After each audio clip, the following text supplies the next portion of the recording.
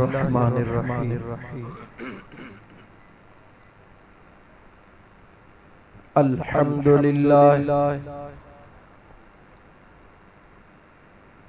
अल्हम्दुलिल्लाहि रब्बिल आलमीन वस्सलातु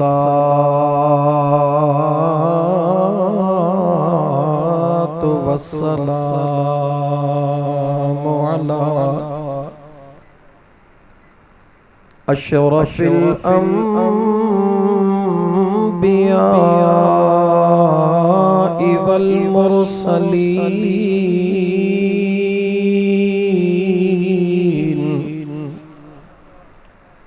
वअला आलिहि व अस्हाबिही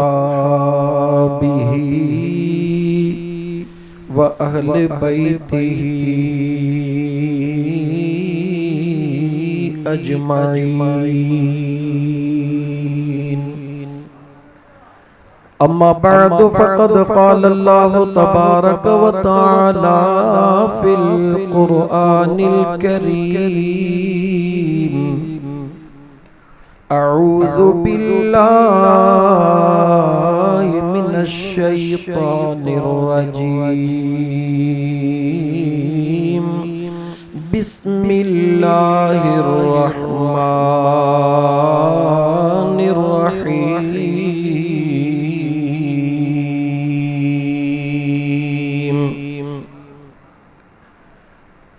या अय्युहन नासु क़द जाअकुम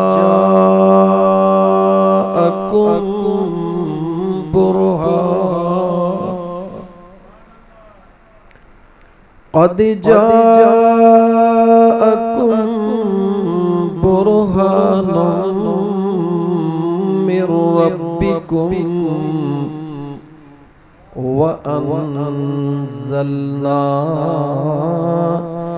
इलैकुम नूरम मुबीना।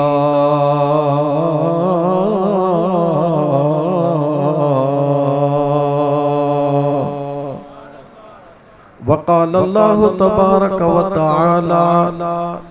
लक़द जाअकुम रसूलुम मिन अनफुसिकुम अज़ीज़ुन अलैहि मा अनित्तुम हरीसुन अलैकुम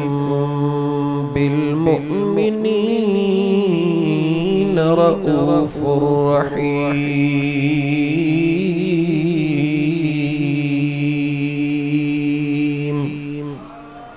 आमन्तु बिल्लाहि सदक़ल्लाहु मौलानल अज़ीम व बल्लगना रसूलुहुन नबियुल करीमुल अमीन व नहनु अला ज़ालिका मिनश शाहिदीन वश्शाकिरीन वज़्ज़ाकिरीन वल्हम्दुलिल्लाहि रब्बिल आलमीन।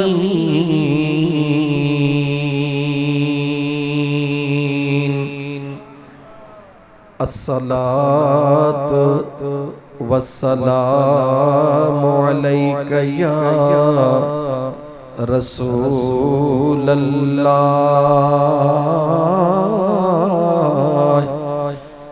लबड़ा खोलियो, हल्की हल्की मुस्कुराहट भी लबनते हो जी, जो तो मुस्कुराहट मुँह जी सखा है, मुस्कुराहट मुँह जी सखा है। सखिय जे आमद जी राता इन करे मुस्कुराहट हल्की हल्की लबनते हो जे,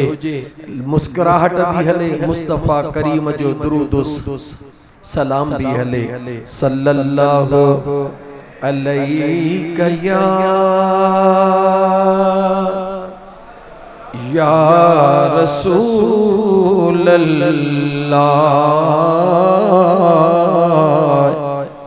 वसल्लम अलैका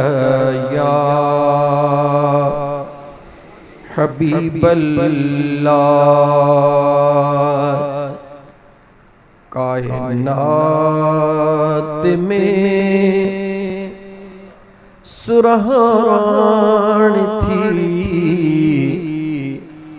महबूब जे मीलाद दसा कायनात में सुरहान थी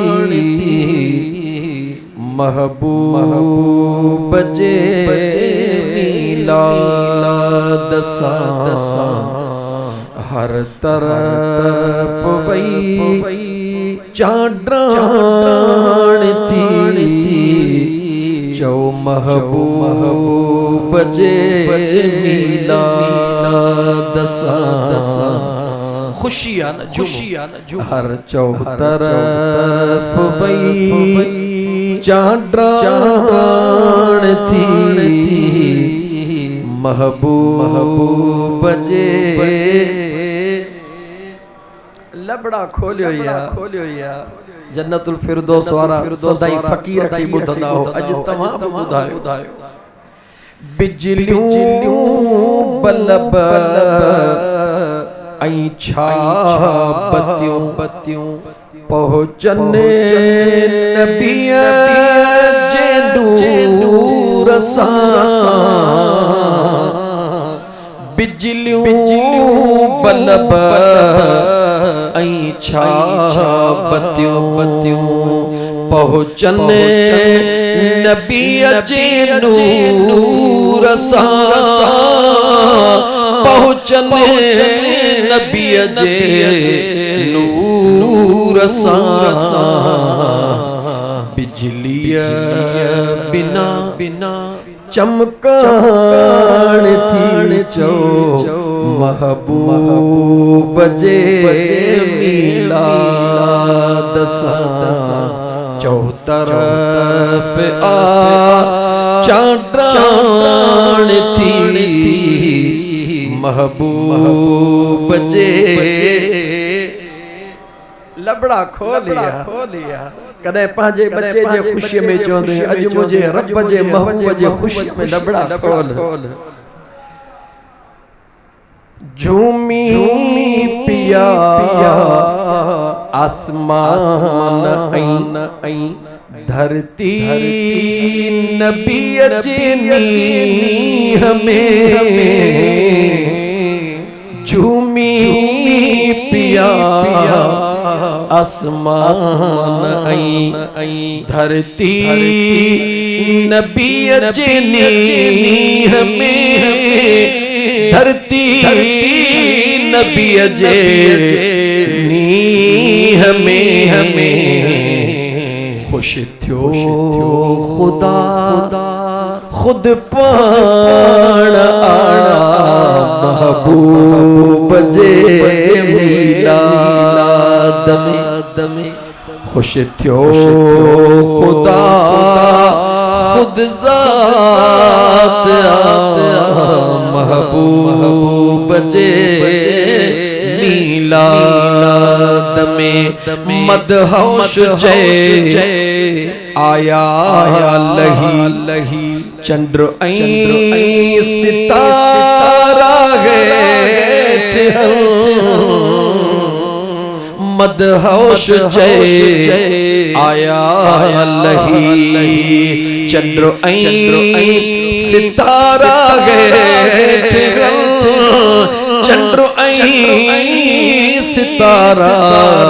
हेठ दिल पर दिसण जे काणी महबूब जे मीलाद दसा कायनात में सुरहान थी महबूब जे मीलाद दसा अल्हम्दुलिल्लाह सुम्मा अल्हम्दुलिल्लाह अल्लाह जी ज़ात जा अणगणिया एहसान जे मुझे करीम रब जिंदगी में एक भेरो वरी ओहा रात नसीब फरमाइया जह रात में मुझे मुस्तफा जी जात तशरीफ फरमाते। अल्लाह का दुआ है मुझे सोहना करीम रब जिए न हिन रात में सुकल जबलन के साओ कई अज असां जे हिन कटियल कल्बन के आबाद फरमा। अल्लाह जे दरबार में दुआ है मुझे सोहना करीम रब जियन बेसहारन के सहारो ॾिनई। मौला अज असां खे बि हिन भलारी रात जे सदके इन दिल में जेके गम परेशानियों पांजे पान के बेसहारो समझी वेठा हूं मौला उन के दूर करे सहारे वारी कैफियत असां जे मथा नाज़िल फरमा। मुझा मौला महबूब जे आमद सा दाई हलीमा जे कमजोर नाजी के केतरो पावर नहीं मौला अज मुस्तफा जे असां गुलामन जे दिल के भी वो पावर अता फरमा। या अल्लाह जिया महबूब जे मीलाद जी रात कसरा जा 14 कुंगरा टोड़े छड़ियई मौला असां जे दिल में भी जेके फितने फसाद जो दीवारियूं हन मौला उनन के टूड़े टोड़े नीस तो नाबूद करे। या अल्लाह जी महबूब जे मीलाद जे रात 1000 साल का बरदड़ वो आतश को दा बाह के ठारे छई मौला असां जे अंदर में भी जेका गुनाहन जी बाह बरी रहिया अज मुस्तफा जे मीलाद जे सदके उनके भी ठारा करीम रब असां जे घुरण दे ननिहार जा पंहिंजे महबूब जे शान जे आहर असां जे मथा मेहरबानी फरमाए जा। इन दुआ गद इब्तदा कजी थी रब्बी जलील जे मुकद्दस कलाम सा तो अल्लाह तबारक व तआला जे जात बा बरकत मुझे सोने हबीब सल्लल्लाहु अलैहि व आलिहि वसल्लम के दुनिया में मोकिलियो बिन जगहों ता कुरान जो ब आयतों तिलावत कयम। हिक आयत जहमे अल्लाह इंसान जात के खिताब फरमायो तो मुझो यार अची रहियो। हिक आयत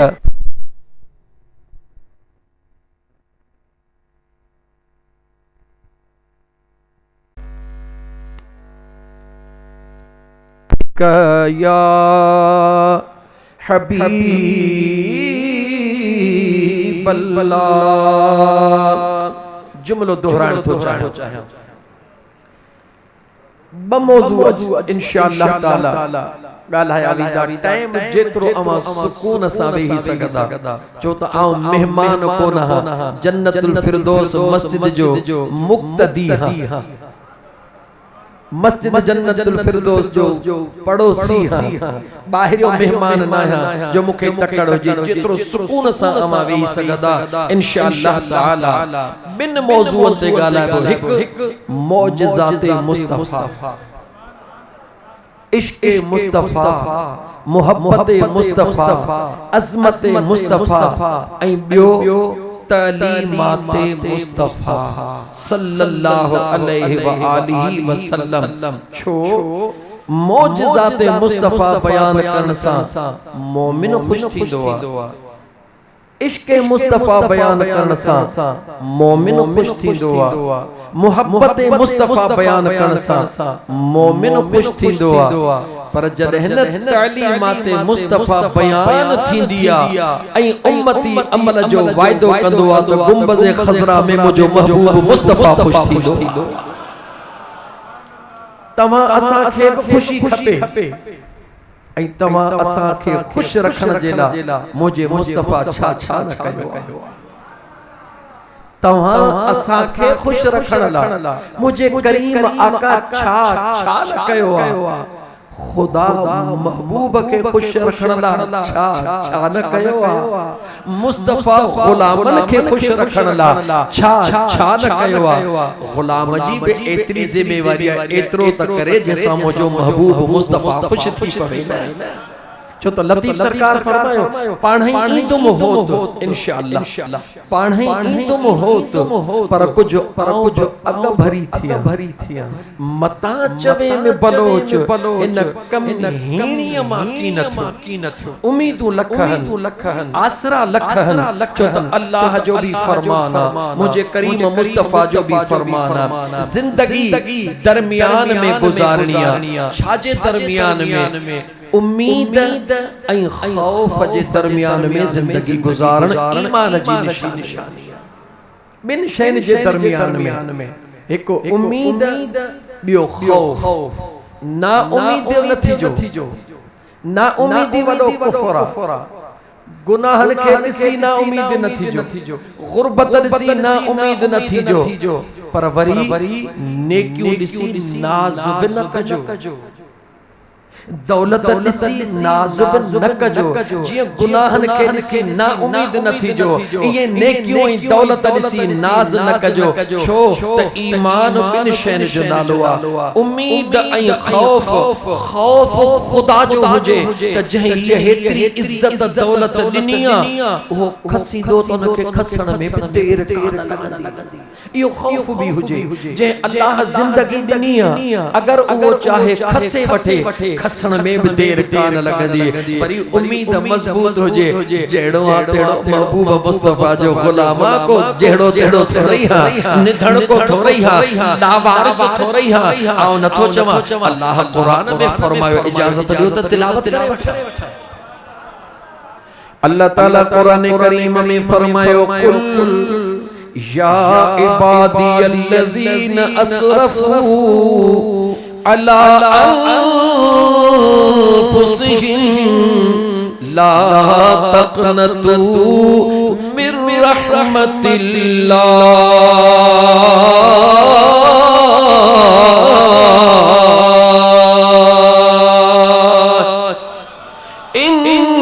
इन्नल्लाह यग़फिरुज़्ज़ुनूब जमीआ इन्नहु हुवल गफूरुर रहीम।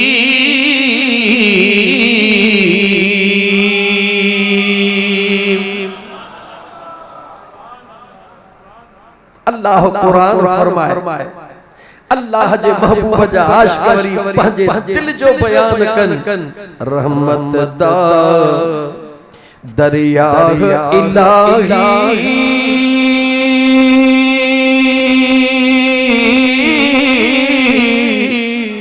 हर दम वगदा तेरा जे एक कतरा मिल जावे मैनू ते बन जावे कम मेरा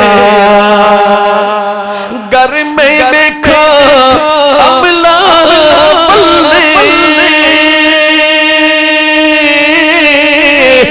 कुछ भी नहीं मेरे पले जे मैं देखा रहमत रब दी बल्ले बल्ले बल्ले बल्ले अदल करीता तड़ तड़ कंबल उच्चिया शाबालड़ा फजल करी मौला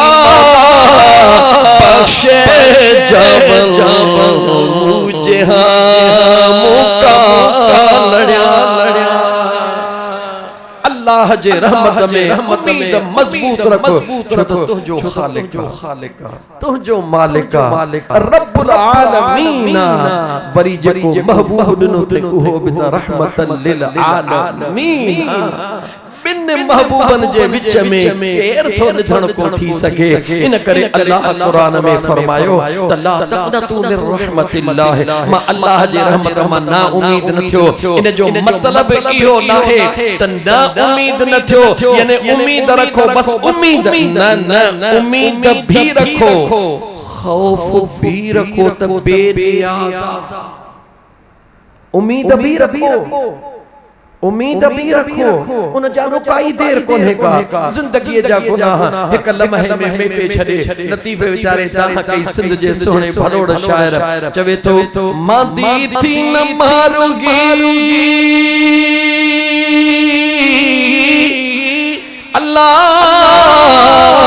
तुझो अल्लाह जो आगे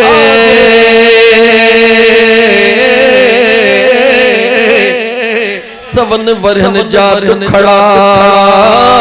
एक लहज़े मंजिला गे ओही मालिक आगे जेको माग पहुंचाई दे मारुई। अल्लाह जे कुरान के खोलियो, अल्लाह वारन जे कलाम के खोलियो, बिल्कुल सेम सेम तवा के नजर ईंदा। अत अल्लाह फरमाए तो बान हां मां ॾाढो मेहरबान हां, मुजा महबूब ऐलान करे गुलामन के जो फिक्र न कन मां रब वेठो हां न प्यार, मां रब वेठो हां न एडो प्यार 70 अंबड़न खां वधीक प्यार। चवे तो ला तक़नतू मिन रहमतिल्लाह, लेकिन उन्हीं कुरान में रब इहो भी चवे तो अल्लाहु समद, अल्लाह बेनियाज़, अल्लाह बेनियाज़, अल्लाह जे रहमत मां मायूस भी नाहे थियणो, ना उम्मीद भी नाहे थियणो, लेकिन खुदा जे खौफ खां बेखौफ भी नाहे थियणो। अल्लाह जे पकड़ खां टिजड़ो भी आहे ऐं अल्लाह जे रहमतन में उम्मीद भी रखणिया। त इंशाअल्लाह ताला बैन बैन में इंशाअल्लाह ताला गुफ्तगू थींदी। त मां अर्ज के तो बिन जगह तो मां कुरान करीम जो आयत तिलावत कयो। पे सब का पहरी अल्लाह जे ज़ात सुने कुरान करीम जे अंदर पंहिंजे महबूब जे आमद जो जिक्र कंदे कायनात सा खिताब फरमायो, इंसान ज़ात सा खिताब फरमायो या अय्युहन नास, आए इंसानो कद जाअकुम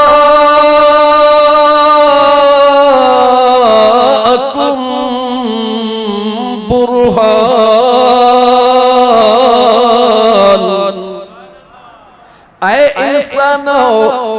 जी मुझा सोना करीम रब कद शक न कजो, कद बेशक, कद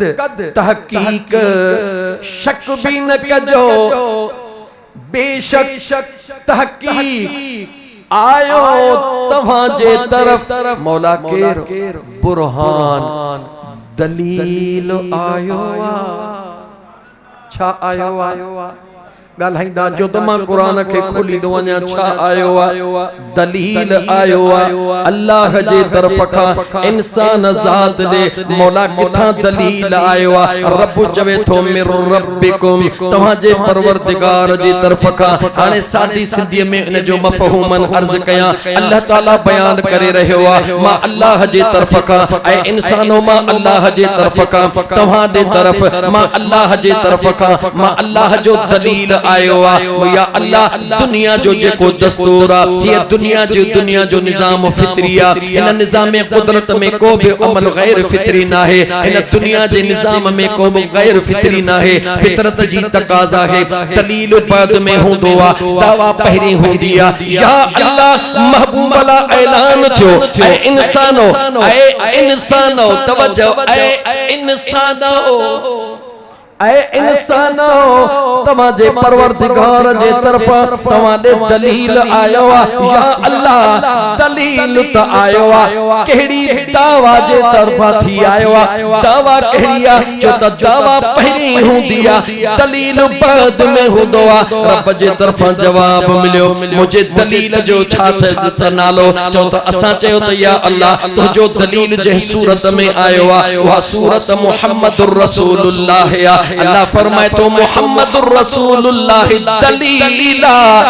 ला इलाहा इल्लल्लाह उन जी दावा है। दावा चाहे ला इलाहा जो तो अहले इल्म जी महफिल न ये थकावन वारी कचहरी न करी कुरान भी पढ़बो मजो भी वठबो सुकून भी वठबो लेकिन गालिब कभी ऑथेंटिक गाल कभी जे में बुधण सा थोड़ो कम से कम दिल के कुछ सुकून तो मिले न मुजा दोस्त अजीज। दावा चाहे ला इलाहा इल्लल्लाह दलील चाहे मुहम्मदुर रसूलुल्लाह। दिमाग में सवाल पैदा थियो ओ मुजा करीम रब इन दावा जो दलील इन ला इलाहा इल्लल्लाह जे दावा जो दलील तो सुनो आदम भी बन जी आयो ओ बिला इलाहा इल्लल्लाह आदम सफीउल्लाह। सुनो इब्राहिम भी बन जी आयो ला इलाहा इल्लल्लाह इब्राहिम खलीलुल्लाह। सुनो इस्माइल भी बन जी आयो ला इलाहा इल्लल्लाह इस्माइल ज़बीहुल्लाह। सुनो ईसा भी बन जी आयो ला इलाहा इल्लल्लाह ईसा रूहुल्लाह। सुनो मूसा भी बन जी आयो ला इलाहा इल्लल्लाह मूसा कलीमुल्लाह। मौला ये तुझो महबूब भी बन जी आयो ला इलाहा इल्लल्लाह मुहम्मद रसूलुल्लाह। ओ मुझे करीम रब आदम खां वठी करे ईसा अलैहि सलाम ताईं कहीं भी इन दलील के दलील कोन चई पंहिंजे महबूब जे ज़ात के दलील जो सर्टिफिकेट दई करे इंसान ज़ात जे मथा ऐलान कए ऐ मुझे करीम रब तुझे कुदरत जी इन में हिकमत कहिड़ी आ छो त तुझी कुदरत हिकमत वारी आ। मुझे बेनियाज़ रब फरमायो इन में राज इहो आ आदम बेशक चयो त ला इलाहा इल्लल्लाह आदम सफीउल्लाह मगर आदम खां सवाल कयो वयो त जे अल्लाह जे वहदानियत जो जिक्र थो करी ॾिठो थई चईं न जिब्राइल ॿुधायो आ नूह अलैहिस्सलाम खे जिब्रील ॿुधायो आ इब्राहिम अलैहिस्सलाम खे जिब्राइल ॿुधायो आ मूसा अलैहिस्सलाम खे जिब्रील ॿुधायो आ जेके मां दलील बनाए मोकिलियो आ उनखे जिब्रील कोन ॿुधायो आ उनखे मां रब पंहिंजे कुदरत जे नज़ारन सां पाण दीदार करायो आ। को त हुजे जेको अखियुनि ॾिठी गवाही ॾे त मां ॾिसी आयो आहियां। ॿुधण भी शय आ ॾिसण भी शय आ ऐं मज़ो भी तॾहिं ॾेखारण वारो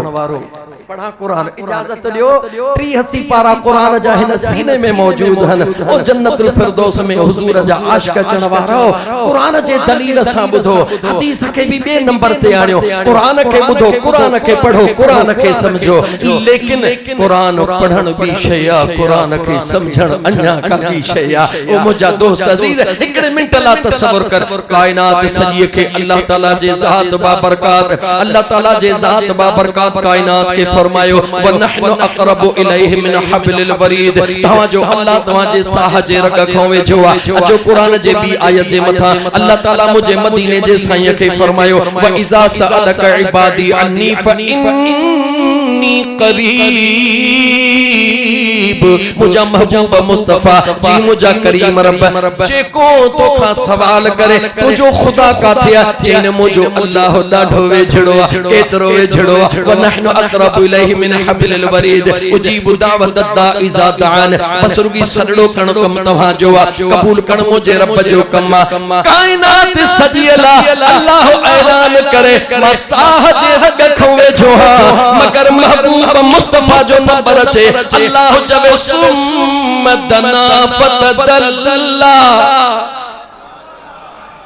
अल्लाह जे कुरान करीम खे यादो रखो कायनात जी गाल चे अल्लाह जी जात हुक्म करे अल्लाह ऐलान करे मसाह जे रगड़ खां वेझो आ जदे यार जो जिक्र चे रब फरमाए सुमदना फतदल्ला अन्या ओरिया अन्या ओ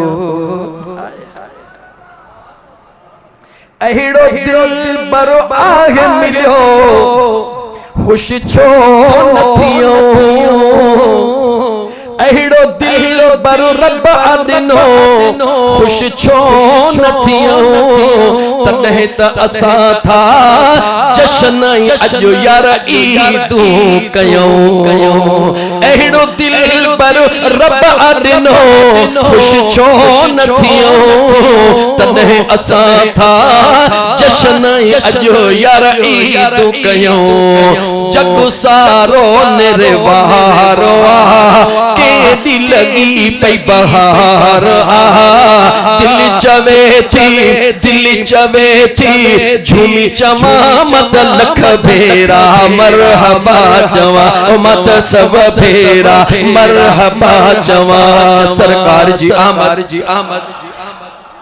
छा बि थी पए मीलाद करण न छॾींदासीं, या रसूल अल्लाह चवण न छॾींदासीं। छो त दुश्मन जे लाइ तलवार दुश्मन जे लाइ तलवार केॾी लॻी पई बहार है दिल चवे थी झूमी चवा मत लख भेरा मरहबा चवा। मता तो सोची त या रसूल अल्लाह चवण सां दुश्मन तू कहीं ॿिए खे समझी, ॿियो तुंहिंजो कोई दुश्मन कोन्हे, तुंहिंजो दुश्मन तो में ही वेठो आ, तुंहिंजो दुश्मन तो में ही वेठो आ। केरा ॾाढो दोस्त बनायो वेठा हो। मां अर्ज कयो शहर जे सूरत में या रसूल अल्लाह चवण सां दुश्मन जे लाइ तलवार वो दुश्मन केरा जो जेको ज़ात अंबिया सां बुग़्ज़ रखण वारो आ, जेको आदम जे अज़मत खे भी कबूल करण ला तैयार नाहे, उनखे जेका तनज़ुली मिली, उनखे जेका शिकस्त मिली, उनखे जेका सजा मिली, कंहिंजे करे मिली जो अज़मत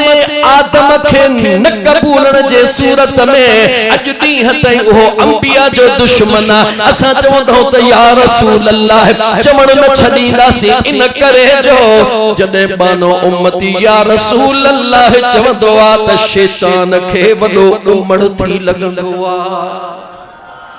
बहरहाल मुझा दोस्तों मां मोटी अचा, मां अर्ज कयो त अल्लाह जे ज़ात मदीने जे मीर ला फरमायो मुझो महबूब बुरहान बणजी आयो आ, दलील बणजी आयो आ। सादन लफ्ज़न में अमा जो ॿुधल जुमलो वरी जे करे दोहराया, सादन लफ्ज़न में ला इलाहा इल्लल्लाह आइदम सफीउल्लाह, लेकिन जे करे तवा कुरान खे अरबी खे साम्हूं रखी करे थोड़ो लफ्ज़न खे गणी दो त ला इलाहा इल्लल्लाह में हरफ 12, आदम सफीउल्लाह में 12 नाहन, ला इलाहा इल्लल्लाह में हरफ 12, मूसा कलीमुल्लाह में नाहन, ईसा रूहुल्लाह में नाहन, नूह नजीउल्लाह में नाहन, इब्राहिम खलीलुल्लाह में नाहन, इस्माइल ज़बीहुल्लाह में नाहन। अगर किथे आहिन भी, अगर किथे आहिन भी तदहि भी ला इलाहा इल्लल्लाह में हिकड़ो बिंदु तो नाहे। जेकॾहिं कहीं नबी वटि हरफ 12 नुक्ते खां खाली नाहे, हा अगर ला इलाहा इल्लल्लाह में हरफ 12 त मुहम्मदुर रसूलुल्लाह में भी हरफ 12, ला इलाहा इल्लल्लाह ते रब नुक्ते जो बार न रखियो आ त मुहम्मदुर रसूलुल्लाह ते भी नुक्ते जो बार न रखियो आ। ये कंहिंजी कुदरत आ, जवाब जो कंहिंजी कुदरत आ। दिल खोले जवाब दियो जाने खुश थियो, खुश थी मुसलमान खुश थी। ये एहसान मुझे करीम रब जे ज़ात जो आ, ये मेहरबानी मुझे करीम रब जी ज़ात जी आ। अॻियो जुमलो वरी कुरान मां ॻाल्हि कुरान मां हलंदी, ॻाल्हि कुरान खां ॿाहिरि न हलंदी। अॻियो जुमलो वरी चवण थो चाहियां, ख़ालिक़ केरा चयो अल्लाह, ॻाल्हि ख़ालिक़ केरा, मालिक केरा, इन कायनात जो पैदा कंदड़ केरा, रिज़्क रोज़ी ॾींदड़ केरा। अचो न ख़ालिक़ जे दरबार में हलूं, ओ मुंहिंजा करीम रब असां गुलामन गुनाहगारन खे त 12 सां ॾाढो प्यार आ। 12 जी रात सभई सुहिणा लॻा पिया आहिनि, भलड़ा भलड़ा कपड़ा पायो वेठा आहिनि, घर में ईदूं कयो वेठा आहिनि, कयूं बि छो न यार जो मिलियो आ। बचड़ो मिलंदो आ उन जे निस्बत सा घर में जश्न कयो वेंदो आ खबर कान हुंदी आ इहो बचड़ो सुभाणे हली अलाए जेल वठी वेंदो अलाए रेल वठी वेंदो असां तो उन यार जी खुशी पिया कयूं जेको किनन को झड़न के सीने सा लाईंदो आ जेको जहन्नम में वञण वारन के जहन्नम का छॾाए जन्नत में पहुंचाईंदो आ इजाजत तव्हां ॾींदा वञो कुरान मां तो पढ़ंदो वञा पढ़ा कुरान मज़ो तदे है न जरे हर ॻाल्हि के अल्लाह जे कुरान मां अल्लाह ताला कुरान करीम में फरमायो वकुंतुम अला शफा हुफरतिन मिनन नार ऐं तव्हां गुनाहन जे कसरत जे करे जहन्नम जे किनारे ते पहुंची चुका होया केर थो चवे जवाब जो केर थो चवे अल्लाह मुझा मौला पोछा थियो रब चवे तो फअनक़ज़कुम मिनहा एड़ो दिल पर दिनो माव अवा हिकड़े कदम ते जहन्नम में वञण वारा हुयो उता तवा के छिके जन्नत में हूरन जे हिंदोरन ताई पहुंचाइण वारो महबूबा मां अल्लाह जे कुरान का बाहर न थो वञा मां अल्लाह जे कुरान जी यकीन मुसलसल आयत तिलावत न कई इन करे मुझा दोस्त अर्ज कयो त मुझे महबूब मुस्तफा के रफ़त अता फरमाया अल्लाह इज्जत अता फरमाया अल्लाह मकाम अता फरमायो अल्लाह बुलंदी अता फरमाया अल्लाह जरा अल्लाह जे कुर्ब दे गौर त कर तुझी मुझे खुशी दे भी गौर कर अल्लाह जे कुदरत जा जे के नजारा उन्हन दे भी गौर कर मुझा दोस्त मुठ में मां काफी चवण ला चई वेस लेकिन अन्या भी थोरो चवण थो चाहा अल्लाह ताला जे ज़ात जे दरबार में अचो त सवाल कयो ओ मुझा सोना करीम रब रब थो चवे जी मुझा बाना ओ मुझा मौला जैसा प्यार हुंदो आ उन जेला हर शय बिनराली हुंदी आ असा जे करे जैसा असा जो प्यार आ अगर असा उन जेला को इंतजाम कंदा आहियो आम माण्हुनि खां ॾाढो भलो कंदा आहियो जैसा जेतिरो घणो प्यार आ उन जेला इंतजामात इतरा घना भला मौला तुझे महबूब सा तुझो सजी कायनात का वधिक प्यारा तुझो महबूब मुस्तफा सजी कायनात का वधिक तोखे प्यारो आ मुझा मौला समझ में न थो अचे एडो महबूब प्यारो दाई उहा मोकिले जे जे वजूद में एकड़े पासे खीर होयो एकड़े पासे खीर भी पूरो कोन होयो दाई उहा मोकिले जेका सद कबीले में सभिनी खां गरीब हुई मौला तुझे कुदरत जा अंदाज असा के समझ में न था अचन महबूब तुझो आ हबीब तुझो आ रहमतल लिल आलमीन बनाण वारी तुझी ज़ात आ होदा वरी दाई उहा तो मोकली जेकरे का सेहतमंद दाई मोकली है मौला जेकरे का अमीर घराने जी दाई मोकली है ओ करीम रब सवारी मोकली है तका भली मोकली है रब चवे थो पाना तुझी सोच बिया कुदरत जी हिकमत का बिया अल्लाह जद तुझी सोच बिया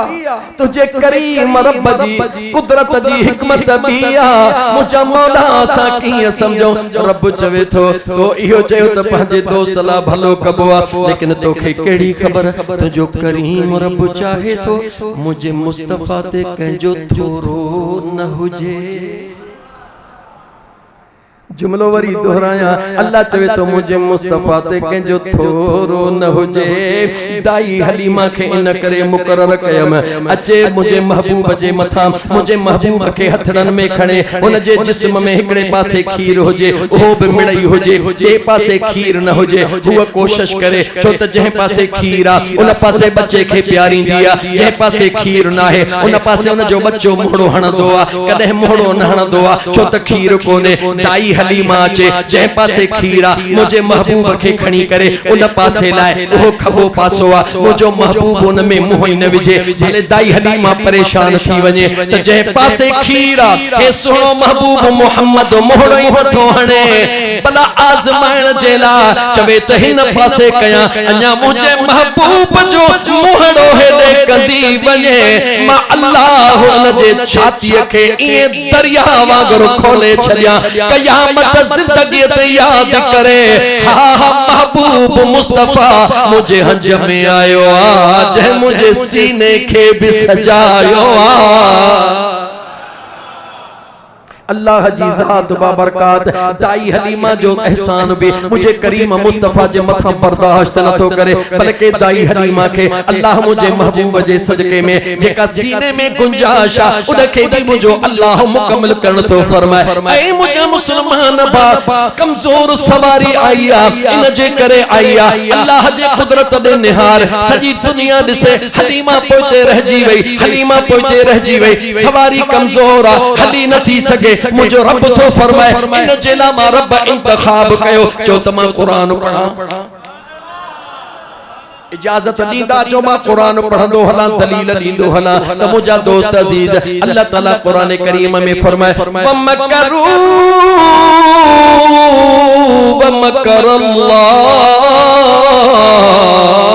वमकरल्लाहु वल्लाहु खैरुल माकिरीन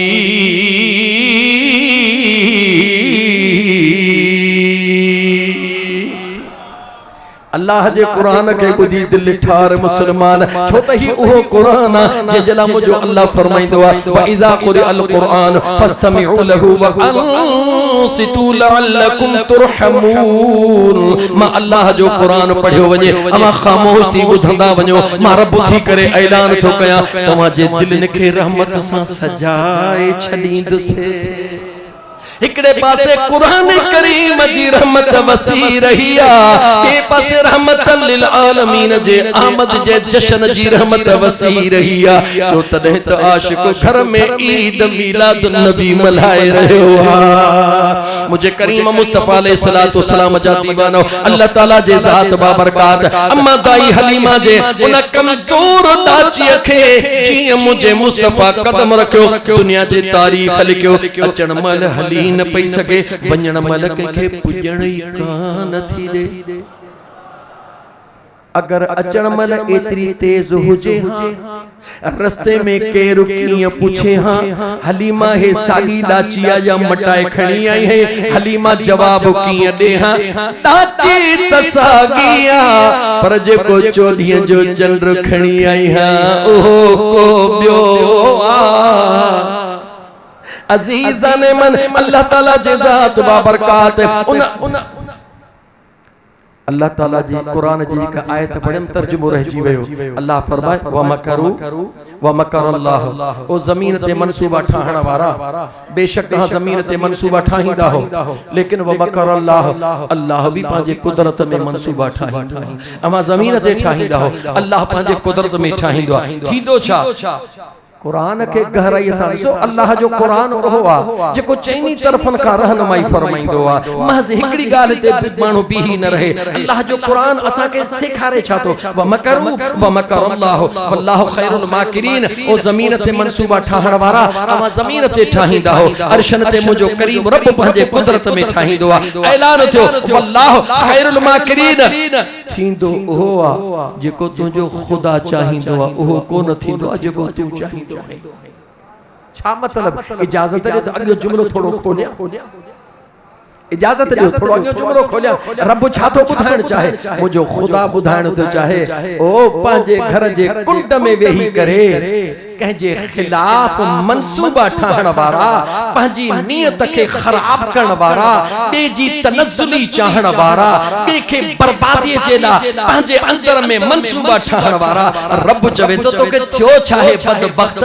हासदी तोके थियो चाहे इन तोके कयो चाहे अगर इनके इज्जत दिनिया तो तुझे रब जे जात दिनिया अगर इनके दौलत दिनिया तुझे रब जे जात दिनिया अगर इनके सुड़ी पोशाक दिनिया तुझे रब जे जात दिनिया अगर इन जे अंदर में एहसास दिनवा तुझे रब जे जात दिनवा अगर तोखे भी घुरजे तो उन खुदा वट कमी थो रहिया पेशानी झुकाए हो रब करीमा इन खां भी पीड़ी ते तोखे दे अल्लाह ताला कुरान करीम में बुधाण तो चाहे तो तवा बे जे खिलाफ मनसूबा न ठायो तवा जे चवण सा कुछ न थींदो थींदो ओहो जेको जवाब जो थींदो ओहो जेको मौला कोई असां जे अंदर में ही जो पेट भरियो पियो असां जो ए असां जे अंदर में ए असां जे अंदर में जेको हेतरो गंदा वो इन के काडे कयो जे अंदर में दर्द होंदो तो चुभंदो न इन के काडे कयो इजाजत दियो तो वरी भी कुरान पढ़ा ज्यादा कुरान बुधंदो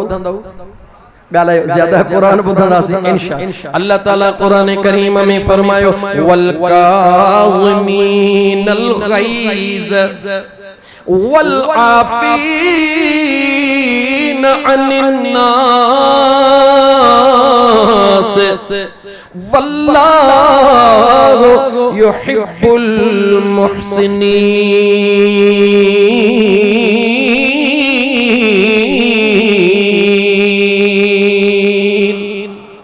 अल्लाह तो कुरान करीम में फरमाए दाहू छो करी मौला अंदर थो रजे दाहू छो करी इन बुग़्ज़ के कढी बाहर उछला इन अंदर वारे गंद के कढी बाहर उछला इन हसद के कढी बाहर उछला इन नफरत के कढी बाहर उछला। मौला मुझो हिसाब रहलो थस मुझो दोहिया मुझो पलांद रहलो थस मुखे तो ताकत दिनिया मां पलांद वठी सकां तो मौला तेसी मां आराम किए कया जेसी मां पांजो इंतकाम पूरो न कया जेसी मां पांजे नफ्स जी तस्कीन न कया रब जवे तो मुझे कुरान दे निहार यो वरी उन्हन दे निहार जन जो कुरान सा प्यारा मां बीहर तो चाहा मां इधर दरमियान में हजरत अलीउल मुर्तजा शेर खुदा हजरत अलीउल मुर्तजा नालो छावर तुम हजरत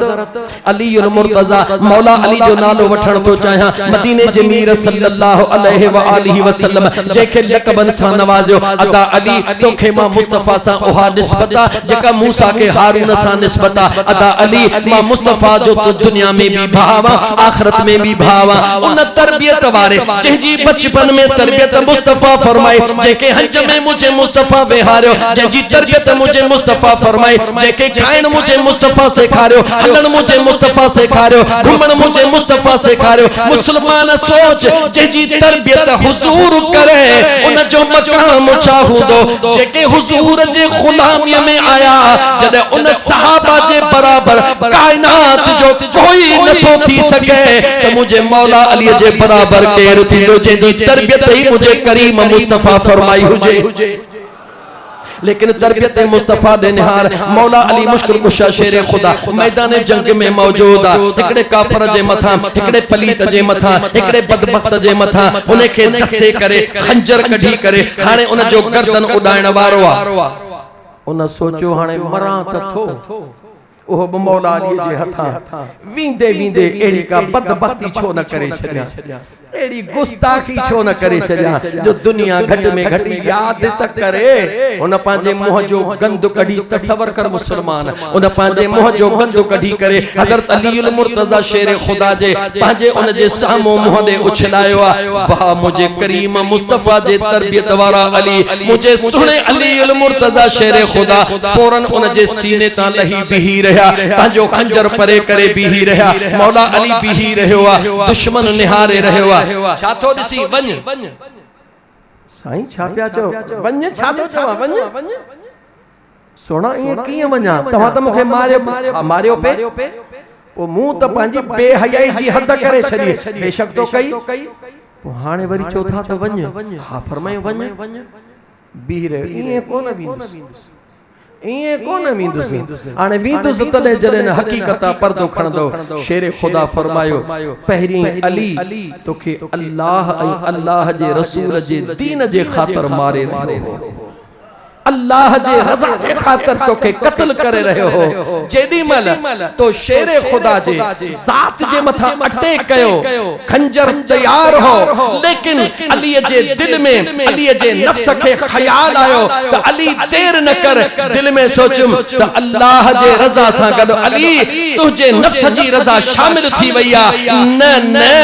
यार के मुंह किए दी दे जेको दिल जो मालिक आ जेको दिल जा राज जाने थो इन करे तोखे छदे दिनम मां अली पंहिंजे रज़ा जे ला कंहिंजो खून वहाइण नथो चाहियां खून वहाई दुस्त पंहिंजे रब जे रज़ा जे ला वहाए छदी दुस हाणे लही हलियो वञ वरी जे आए त पोइ तोखे ख़बर पवंदी त अली कंहिंखे चइबो तरबियत मुस्तफा सल्लल्लाहु अलैहि व आलिहि वसल्लम बुधाए रही है करे ॾेखारियो त पंहिंजे लाइ न जेको करणो थव अल्लाह जी रज़ा जे लाइ कंदा कयो कहजे लाइ कंदा कयो अल्लाह जे रज़ा जे लाइ। बहरहाल मुंहिंजा दोस्त अल्लाह जे क़ुरान करीम बुधायो अंदर मां बुग़्ज़ कढ असां चयो मौला मूंसां हेतिरो कयो थे मुंहिंजो अंदर सड़े थो हीअं रब थो चवे वल आफीन अनिन नास माफ़ करे छॾीस। अल्लाह छा तो फरमाए छा कर गालायो अदा छा कर गाला असा तू इए तरह थींदो तवा चंदो मौजू ता हटी वयो मां कुरान पढ़ा पियो गाल हले पई मुझे करीम मुस्तफा अलैहि सलातो व सलाम जा दीवानो अल्लाह ताला जे ज़ात बाबरकत जे पाक कुरान करीम दे निहारियो अल्लाह ताला जे ज़ात फरमायो तुझे अंदर में जे जेला भले तुझो दोहिया भले तुझो सब कुछ पर मां रब थी करे चवे तो माफ करीस छा करीस माफ करीस मौला पोजो मां उनखे माफ कया मानू छा चौदा हेडो रईस हेडो ताकतवर हेडो पावरफुल इन पेंदा बाड़े मानू जाडो झुकी पियो मौला पो दुनिया में मुझे इज्जत जो छा थींदो अग्या कुरान में अल्लाह सहारो दई फरमाए रहयो आ ओ दुनिया का इज्जत तलब करण वारा ओ दुनिया जे मथा डिपेंडेंट रहण वारा छा थीयो तोखे मां रब थी करे ऐलान तो कया वल्लाहु युहिब्बुल मुहसिनीन तुझो अल्लाह होवा उन सा प्यार कंदो आ जेको बुरन सा भी भलाई कंदो आ जेको बुरन सा जवाब दियो बुरन सा असा तमा औलाद जी तरबियत केड़ी कंदा हो बाबा दे खबर ये निशान थई बाबा फलाने बचंबा हयान मोजो पुत्र थी मोटी आयो है हाय फुथी बेटा तो पी जी दिल नठारे लाल त मन धक करे अची है वो वेठो हम आईजी मुजो यार एसपी मुजो यार बुधाया कुरान कुरान छातो खुदा जे वास्ते मुसलमानों में अर्ज कयो त मुझे हुजूर जो मिलाद मुझे हुजूर जी विलादत फकत जश्न जो ही नालो ना है फकत जुलूस जो नालो ना है फकत खुशी जो नालो ना है खुशी भी मोमिन के जुगाए जे घर में खुशी आहे ओ खुशी कंदो जश्न भी जुगाए लेकिन मुझो मुस्तफा तदे खुश थींदो जने हुजूर जो पैगाम आम थींदो उनते ईमान वारो अमल करे ॾेखारी। इजाजत दियो तो वरी कुरान जी आयत पढ़ा तुझी असा जी थ्योरी केड़ी या तू असा नफ्स जा गुलाम बच्चे जी तरबियत कैसी खबरदार थी मुझो पुत्र थी करे मोटी आयो है फिलहाल कहकान करे अची हां अल्लाह जे कुरान फरमायो व इज़ा खातबहुमुल जाहिलून क़ालू सलामा मुझे बेनियाज रब कुरान करीम में फरमायो अगर को जाहिल मानो जाहिल के चेबो आ बेखबर मानो तवा जे इज्जत के न सुनाने तवा जे मकाम के न सुनाने तवा जे मर्तबे के न सुनाने हो तवा जे मुतालिक या जानी वाणी करे भी पान के अनजान करे तवा जी इंसल्ट थो करे तवा सा कमो बेश तो करे अल्लाह जो कुरान तो फरमाए उनके उन जो जवाब किए दियो धक जे एवज धक न हणो हथ जे एवज हथ न खणो मुझे बेनियाज रब फरमायो व इबादुर रहमान रहमान जो बानो उहोवा रहमान जो बानो उहोवा जेको दुश्मन दुश्मनी करे बद अखलाक बद अखलाकी करे तमाजे इज्जत से हमलो करे तमाजे नफ्स की तकलीफ दे ए तमा उनके अस्सलाम अलैकुम चई हलिया वजो ये तरबियत के जी अचो कुरान जी गाल दुखी त कान थी लगे न मुझा दोस्तों औलाद के टाइम दियो औलाद के टाइम दियो अल्लाह अमा के दौलत दिनी अल्लाह जो शुक्रानो अदा कयो अल्लाह अमा के इज्जत दिनी अल्लाह जो शुक्रानो अदा कयो अल्लाह अमा के पावर दिनो अल्लाह जो शुक्रानो अदा कयो ए शुक्राने जो तरीको केड़ो आ पांजे दौलत के पांजे बचड़े के पांजे बचड़न के विहारे मुझे मुस्तफा जो दीन सिखारियो पांजे बचड़न के विहारे तालीमात दीन सिखारियो तात हुनन जे अंदर में इहो गंद न थे हुनन जे अंदर में मुस्तफा जो प्यार पैदा थी पवे जे अंदर में मुस्तफा जो प्यार पैदा थींदो आहे। रब काबा जो कसम इमामुल अंबिया सल्लल्लाहु अलैहि व आलिहि वसल्लम जेके अल्लाह आला बनायो, आला बनायो, आला बनायो, केतिरो आला बनायो। मुंहिंजा दोस्त ज़मीन खां आला बनायो, इंसाननि खां आला बनायो, नेकनि खां आला बनायो, परहेज़गारनि खां आला बनायो, सहाबनि खां आला बनायो, अंबिया खां आला बनायो, रसूलनि खां आला बनायो, उलुल अज़म पैगंबरनि खां आला बनायो। सभिनी खां आला आला आला उन हद ते मुस्तफा पहुतो जो उन खां मथे फ़क़त खुदा जी ज़ात आहे। बदज़ खुदा बुज़ुर्ग तो ही किस्सा मुख्तसर हाने मुस्तफा खां पोइ खुदा जी ज़ात आहे। लेकिन मां कुरान जो सहारो वठी करे इते भी कुरान पढ़ण चाहींदुसि, अवां खे ॿुधाइण चाहींदुसि त मोहब्बत अहिड़ी शइ हूंदी आहे। अल्लाह बेनियाज़ आहे, पंहिंजे पाण खां मथे त कंहिंखे बि कोन कंदो, छो त अल्लाह समद खुदा बेनियाज़ आहे। लेकिन अल्लाह जे कुदरत, अल्लाह जे प्यार, अल्लाह जे मोहब्बत, हुजूर जे उन बुलंदीअ खे अञा बुलंद करण जे लाइ अल्लाह छा कयो? रब ऐलान करे चयो ज़िक्र का ज़िक्री मुस्तफा, मां रब पंहिंजे ज़िक्र खे तुंहिंजो ज़िक्र बनाए थो छॾियां। जेको तुंहिंजो ज़िक्र कंदो उन मुंहिंजो ज़िक्र करे छॾियो। मां तुंहिंजी इताअत खे पंहिंजी इताअत बनाए थो छॾियां। मन युतिइर रसूल फ़क़द अता अल्लाह, जंहिं तोसां प्यार कयो उन मां रब सां प्यार कयो। वधी करे रब चयो महबूब जेको न तोसां प्यार करे मां रब थी करे वाइदो थो कयां मां पाण ई उन सां प्यार कंदुसि। पर जेको न मूंसां प्यार करणु चाहे तो मुस्तफा खां दूर रहे। मां रब ऐलान थो कयां त तुंहिंजो प्यार कम जो ई कोन्हे को। मां रब त उन खे ई पसंद कंदो आहियां जेको मुंहिंजे महबूब जे कदमनि खे बोसो ॾेई पोइ अॻिते ईंदो। सल्लल्लाहु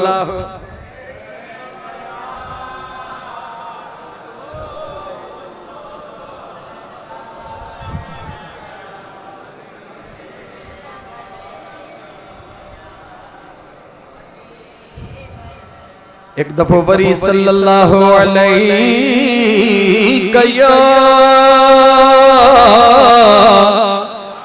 या रसूल अल्लाह वसल्लम अलैका या हबीब अल्लाह। तालीमाते मुस्तफा सल्लल्लाहु अलैहि व आलिहि वसल्लम ते हाणे मां थोड़ो अचण खां पहिरीं बिल्कुल हेठ लही आयुसि त हिकु ॿ मुंहिंजे हुजूर जो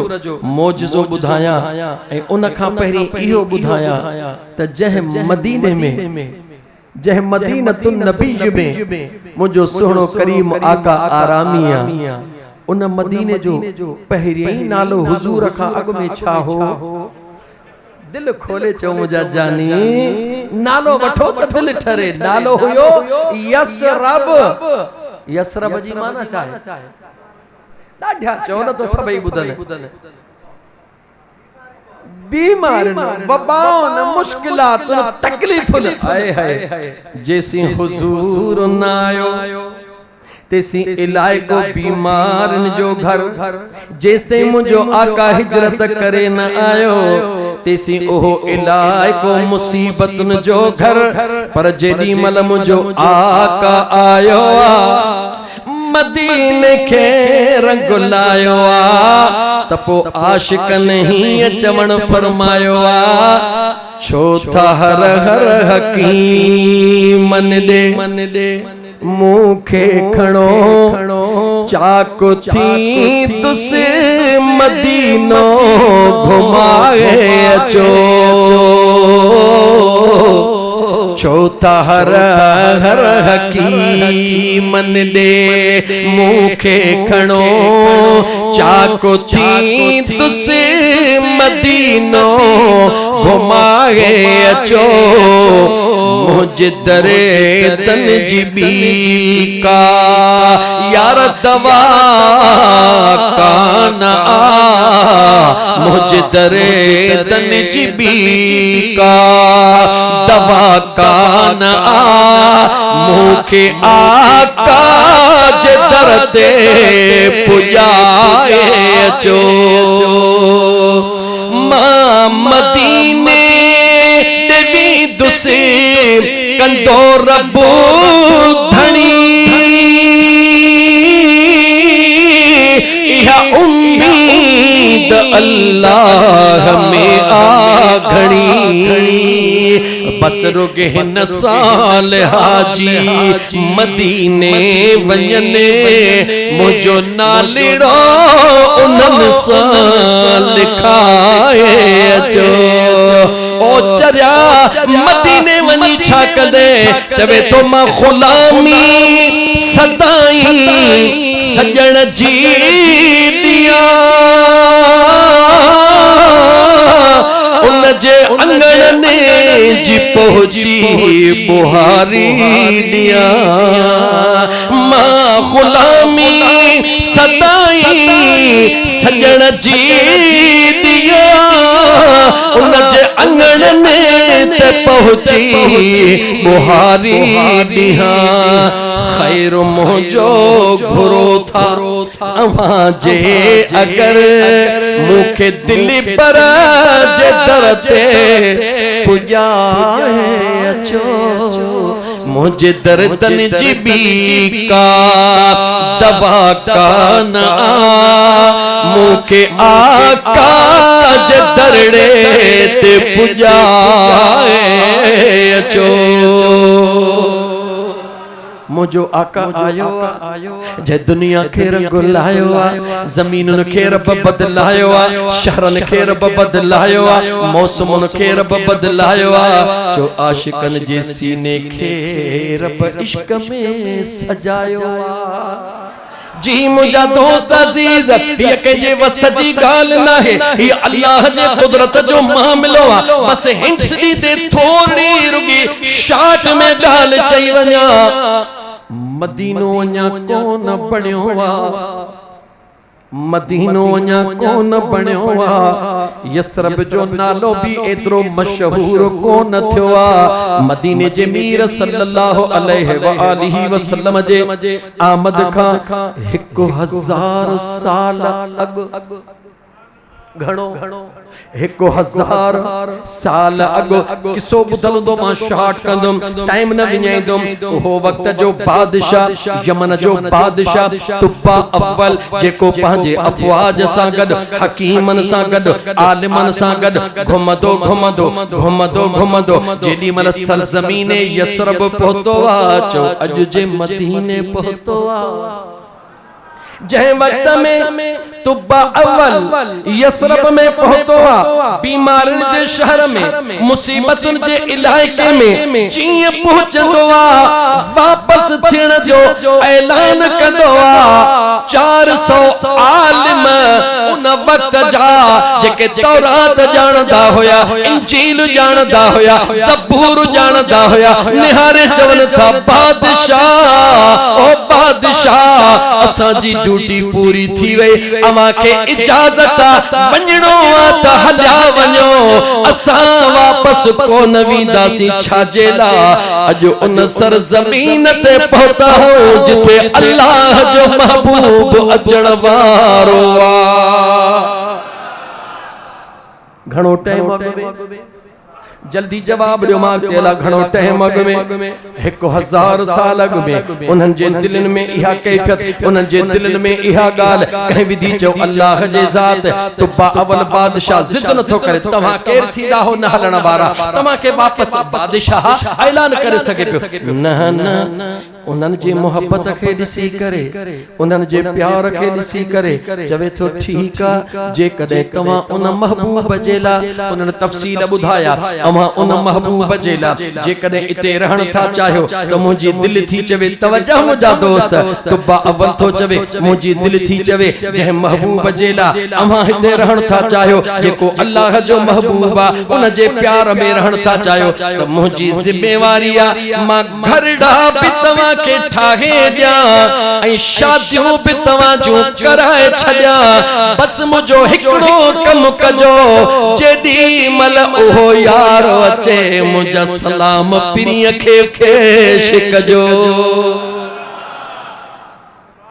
हो तुब्बा अव्वल बादशाह 400 उन आलिमन जा घर भी ठहराइंदो उन्हनि जूं शादियूं भी कंदो तफसील में घणो न थो वञा जेडी मल 400 घर ठहराए तैयार करण खां बाद उन्हनि जूं शादियूं करण खां बाद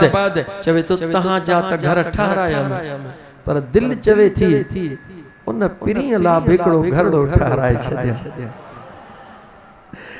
ऐं आलमो ईंदो कॾहिं त काई ख़बर कोन्हे, ईंदो महबूब हिते,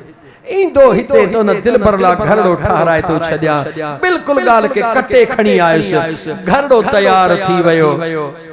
उन वक़्तु खत थो लिखे, मुझे करीब आका दे, ओ अल्लाह जा महबूब, ओ अल्लाह जा महबूब, बस ही तुब्बा अव्वल तव्हां ते ईमान आणे चुको, बस तुब्बा अव्वल जो अर्ज़ड़ो त पुनल अगर तुब्बा अव्वल जे ज़िंदगीअ में महबूब अवां अची वया त पूरे हिन शाहकार सां जे कदम बोसी करे ऐं अचे कलमो पढ़ंदो। पर पुनल जे कॾहिं मूंखे इहो मौक़ो न मिले त क़यामत में मुंहिंजी पार त थिए, क़यामत में मुंहिंजी ॻाल्हि कर, क़यामत में मुंहिंजी पारत थे। हुजूर जे लाइ खतड़ो लिखी सोन जे सील सां बंद करे उन आलमन जे अगवान जे हथ में ॾेई करे चवे थो, हाणे हीअ तव्हां वटि अमानत आहे, ही अमानत तव्हां खे महबूब मिले त खुद ॾिजो, न त पुश्त बाए पुश्त बाए पुश्त बाए पुश्त हलंदो हलंदो ही अमानत मुंहिंजो ईमान आहे ज़रूर पहुचंदी। सॼी ॻाल्हि कटे खाई आयुसि। जंहिं वक़्त में मदीने जा मीर मके का हिजरत करे मदीने जे तरफ अचन था, दुनिया चवे थी तो अबू अयूब अंसारी जे घर वट डाची बीठी, तमाम मदीने जे मानन गाह छड्या ही छड्यो। हुजूर फरमाए डाची मुजी जिथे वेहे मां मेहमान होते। ओ मुसलमान खुदा जे वास्ते अखियूं खोल, जे डाची ते मुस्तफा सवारा अल्लाह जे जात पंहिंजे कुदरत सां उन डाची जे मथा मुनकशिफ फरमायो, उन डाची जी रहनुमाई फरमाई त डाची उन जगह ते वेहजा जेका 1000 साल अॻु मां पंहिंजे महबूब लाइ ठहराए छॾी। मुझो करीम मुस्तफा सल्लल्लाहु अलैहि व आलिहि वसल्लम जी डाची हजरत अबू अयूब अंसारी जे घर में न, मुझे करीम मुस्तफा जी डाची उन पंहिंजे घर ते वेठी जेको 1000 साल अॻु ठहियल आहे। लेकिन जे वक़्त में अञा मुंहिंजा महबूब ते पहुचन था त कुछ सहाबी हुया जेके हुजूर ते ईमान आणे चुका हुया, कुछ अहिड़ा हुया जेके अञा ईमान न आंदो। उन्हनि में उन वक़्त जो हिकिड़ो इज्जत वारो नालो हो जंहिंजो नालो आहे अबुल लैला। छा नालो आहे? जवाब जो छा नालो आहे? अबुल लैला। उन तमाम गोठ जे इलाके जे माण्हुनि हो जेको ख़त पुश्तबा पुश्त ईंदो वियो अबुल लैला खे चयो त तो इन इलाके जो इज्जत वारो आहे, अमीरा वगैरह वगैरह, हे ख़त तू खणी हली अल्लाह जे महबूब खे दे। उन वक्त में ख़बर नाहे उन जे कमीस खे गीदो हिते हुयो या हिते हुयो, काथे बि हुयो, मगर उन जे वजूद जे हिस्से में कंहिं भी जगह ते ख़त मौजूद हो। हुजूम वॾो हुजूर जे दीदार लाइ आयो जीअं मुझे करीम मुस्तफा जे दरबार में हज़ारनि जो हुजूम आयो। मुझे करीम मुस्तफा सभिनी दे निगाहे करम फरमायो। जेडी मल अबुल लैला ते हुजूर पंहिंजे खास निगाह फरमाई, मुर्की फरमायो अंत अबू लैला, तू अबू लैला है। निहारे चवे थो नाम ऐ अल्लाह जा महबूब भाव आया त अबुल लैला, पर समझ में नथो अचे। एडियूं ॻाल्हियूं त जादूगर कंदा आहिनि, एडियूं ॻाल्हियूं त ब्रह्मण कंदा आहिनि, एडियूं ॻाल्हियूं त नजूमी कंदा आहिनि। लेकिन जॾहिं तो महबूब जे चेहरे ॾे थो ॾिसां त जादूगर जो लफ़्ज़ भी सुठो नथो लगे, नजूमी जो लफ़्ज़ भी सुठो नथो लगे, ब्रह्मण जो लफ़्ज़ भी सुठो नथो लगे। तव्हां ज़ुबान सां था ॻाल्हायो, अर्श खां नूर हली रहियो आहे, मूंखे तव्हां कीअं था सुञाणो? हिन जो एतिरो चवणा मुझे करीम मुस्तफा फरमायो, हाणे जेकॾहिं एतिरो पुछो थई त ओ ख़त जेको अमानत ॾे त मां मुस्तफा तोखे ॿुधायां।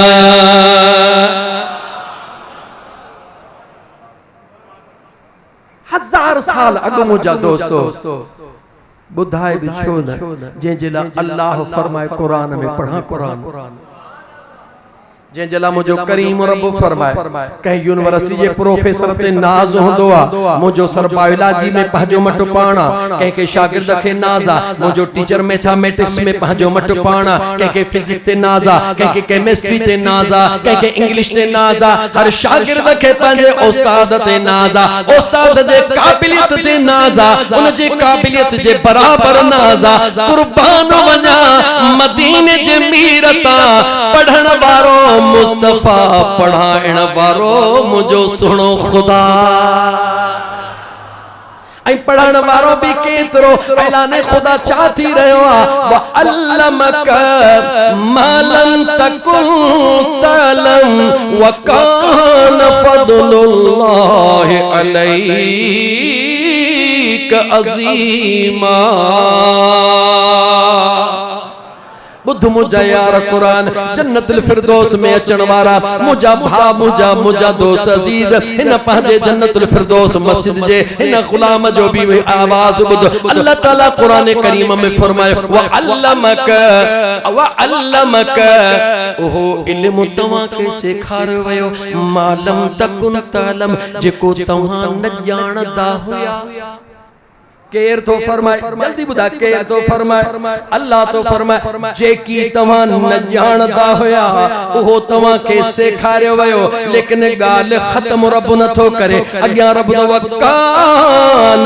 फदलुल्लाहि अलैक अज़ीमा।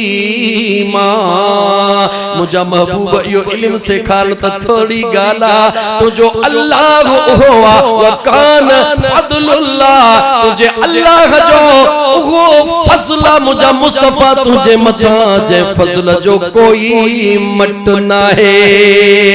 यानी इल्म थोड़ी गाला जेडी मल इन जुमले ते पहुंची करे हजरत अबू नबी करीम अलैहिस्सलातु वस्सलाम जे सहाबी हजरत अबू हुरैरा लेता हलो हजरत अबू हुरैरा निहारे मुर्की चवे तो ओ मदीने में रहण वारो ओ मदीने में अचण वारो मां अबू हुरैरा जे सीने में मां अबू हुरैरा जे सीने में ओहे मखफी राज हल ओहो इल्म मुझे हुजूर मुखे इल्म सिखाया हिकड़ो ओहो जेको अहां के पियो बुधाया पियो ओहो अगर बुधाया त हजार न जा कंध कपजी वींदा। हजरत अलीउल मुर्तजा शेर खुदा जी जात बाबरकत फरमायो मुझो महबूब मुस्तफा मुखे इने पढ़ाई दो हुयो जिया पखी चुप सा पंजे बच्चे खे चुगाई दो आ। अजीजा ने मन ये तमाम मथे गालियो थी वयो लेकिन मां मोटी अचा मदीनो हुआ उन वक्त में भी जने बीमारन जो शहर सदबो हो उन वक्त में भी जन के अल्लाह सुजान पडनी उनन मां जेको आयो वरी मोटण जो उन को न कयो सायो। सादन लफ्जन में चवा अमेरिका वींदा हो खुशी इतो भी खुशी सा मोटदा भी मुरकंदा हो लेकिन मां उन खां पुछा जेको हर साल मदीने वींदो हुजे आए हाय जेको हर साल जवाब ॾियो जेको हर साल मदीने वींदो हुजे उनके कुरान ते हथ रखराए पुछीस तवा जो मस्जिद जो दोस्त है असा जो अदा फैसल कुरैशी तकरीबन आ दिसंदो है फेसबुक ते त तकरीबन हर साल वींदो आ या साहराओ ते तस वगैरह अल्लाह ताला असा तो सभिनी के हाजिरी नसीब फरमाए ॿिया भी वींदा हुंदा जेके वींदा हन पांजे हाम ते हथ रखी जवाब ॾियो जॾहिं न मदीने मां मोटबो आ मोटण ते दिल चवंदी आ जवाब कौन ॾिनव जेके न विया हो अल्लाह जल्द अवां जो पाड़ू हितो पटे मदीने जो दीदार जेको न मदीने वींदो आ जेडी मल न वापस थींदो आ हुजूर जे दरबार ते जेडी मल न आखिरी दफो सलाम कंदो आ तोखे कीअं ॿुधायां त उन आशिक जी कैफियत छा हूंदी आ ॿुधायां तोखे ओ मदीने मां जॾहिं मोकिलाणी थी जण कूंज वल रखा बेगानी थी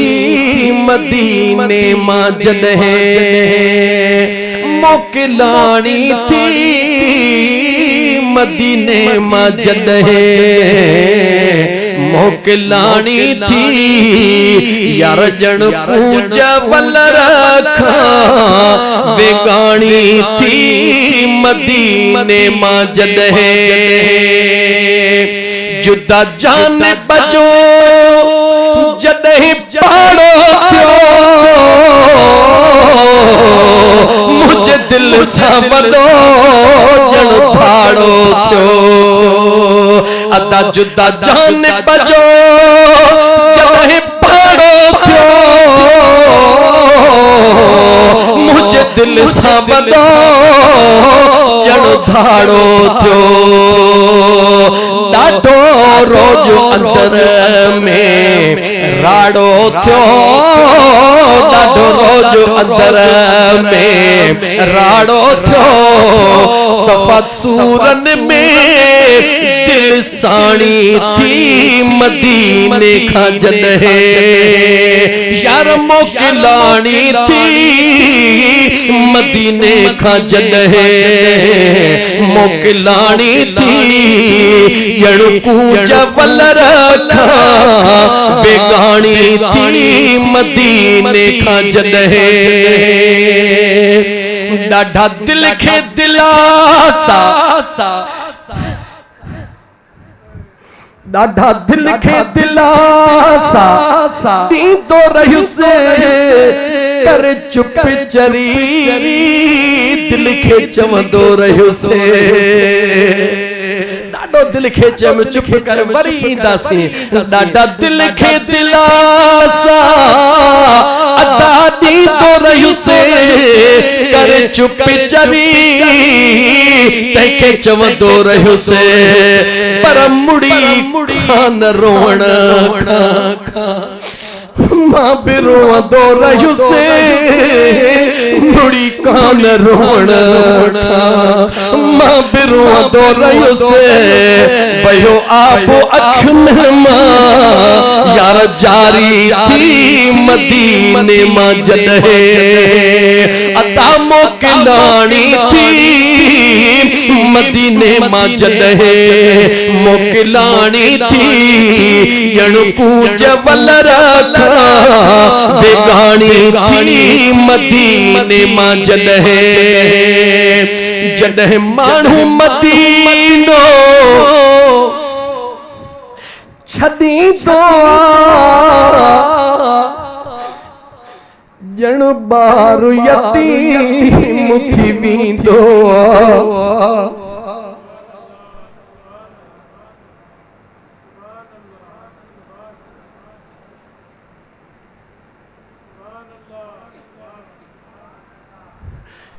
अल्लाह जी ज़ात हुजूर जे पाड़े में हमेशा रहना नसीब फरमा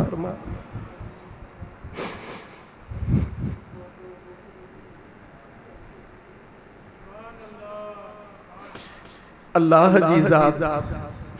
कब्र जो कानो जन्नतुल बकी में नसीब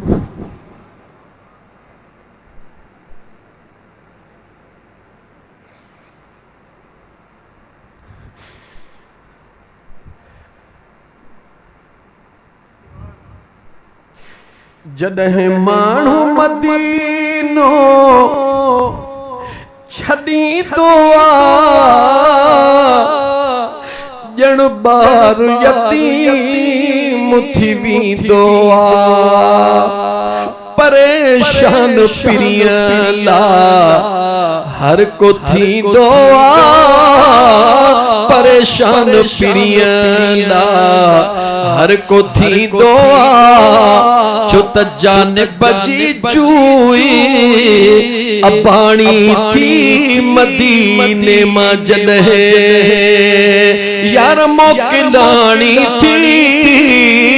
मदीने मां जॾहिं मोकिलानी थी ॼण कूंज वल रखा बेगानी थी मदीने खां जॾहिं माफ कजो टाइम अवां जो ज्यादा वठी 11 बजे गालिबन मुखे क्लोज करणो आ 1.5 कलाक जे अंदर इजाजत दियो त 15 मिनट ॻाल्हाया न त बस के अवा दोस्त थका हुजो तो कोई जरूरी ना है तो आओ ॻाल्हाईंदो रहां अवा ॿुधंदा रहो जे इजाजत ॾियो त बस एतिरो रुगी ॻाल्हायां थोड़ो मां तइलीमात मुस्तफ़ा ते ॻाल्हायां ॿी आयत खे फ़िलहाल रखूं था ज़िंदगी रही त ॿिए दफ़े थोड़ो मां हुज़ूर जी तइलीम ते बयान कयां मुंहिंजा दोस्त अज़ीज़ याद रखो मदीनो उहो आहे जिथे रब बीमारन खे शिफा अता फरमाईंदो दुखायलन जा दुख मुंहिंजो रब दूर कंदो आहे मदीनो त मदीनो आहे रुगी नालो वठबो आहे त अंदर खे तस्कीने कल्ब मिली वेंदो आहे रूह खे राहत मिली वेंदी आहे इए सुकून मिली वेंदो आहे इए महसूस थींदो आहे त ॼण मां हाणे मदीने वञी रहियो अंदर में तड़प पैदा थींदी आहे अंदर में जुस्तजू पैदा थींदी आहे दिल मजबूर थी चवंदी आहे ओ मुझे वस में हुजे मां उडामी वञा मुझा सोहना नबी तुझो रोज़ो ॾिसा मुझे वस में हुजे मां उडामी अचा मुझे वस में हुजे मां उडामी अचा मुझा दिल पर नबी तुझो रोज़ो ॾिसा मुझे वस में हुजे दिल रोज़ मदीनो मदीनो करे तुझो नाम बुधा मुझे दिलड़ी थी ठरे सोना दिल रोज़ मदीनो मदीनो करे तुझो नाम बुधा मुझे दिलड़ी ठरे दिल रोज़ इहे पई दुआऊं घुरे सोना बचड़न सूदो अची दरड़ो चुमा मुझे बस में हुजे मां उडामी अचा मुझा दिल पर नबी तुझो दरड़ो ॾिसा मुझे बस में हुजे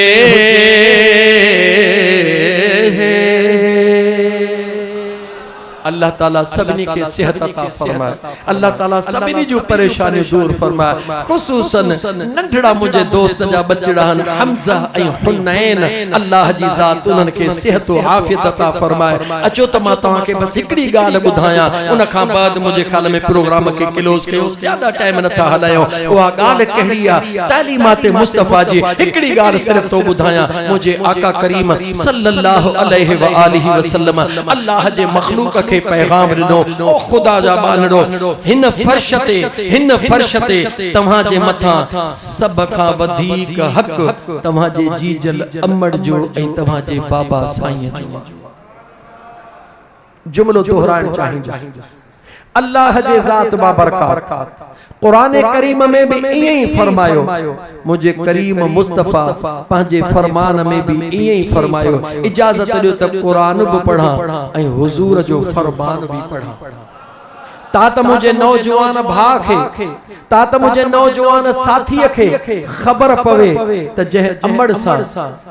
जरे जरे ते रुसंदो हई जह बाबा सा जरे जरे ते अखियों अखिन में मिलाए ॻाल्हाईंदो हई कुरान ॿुध नौजवान मुझे मुस्तफ़ा करीम जो फरमान ॿुध ए नौजवान को तोखे खबर पवे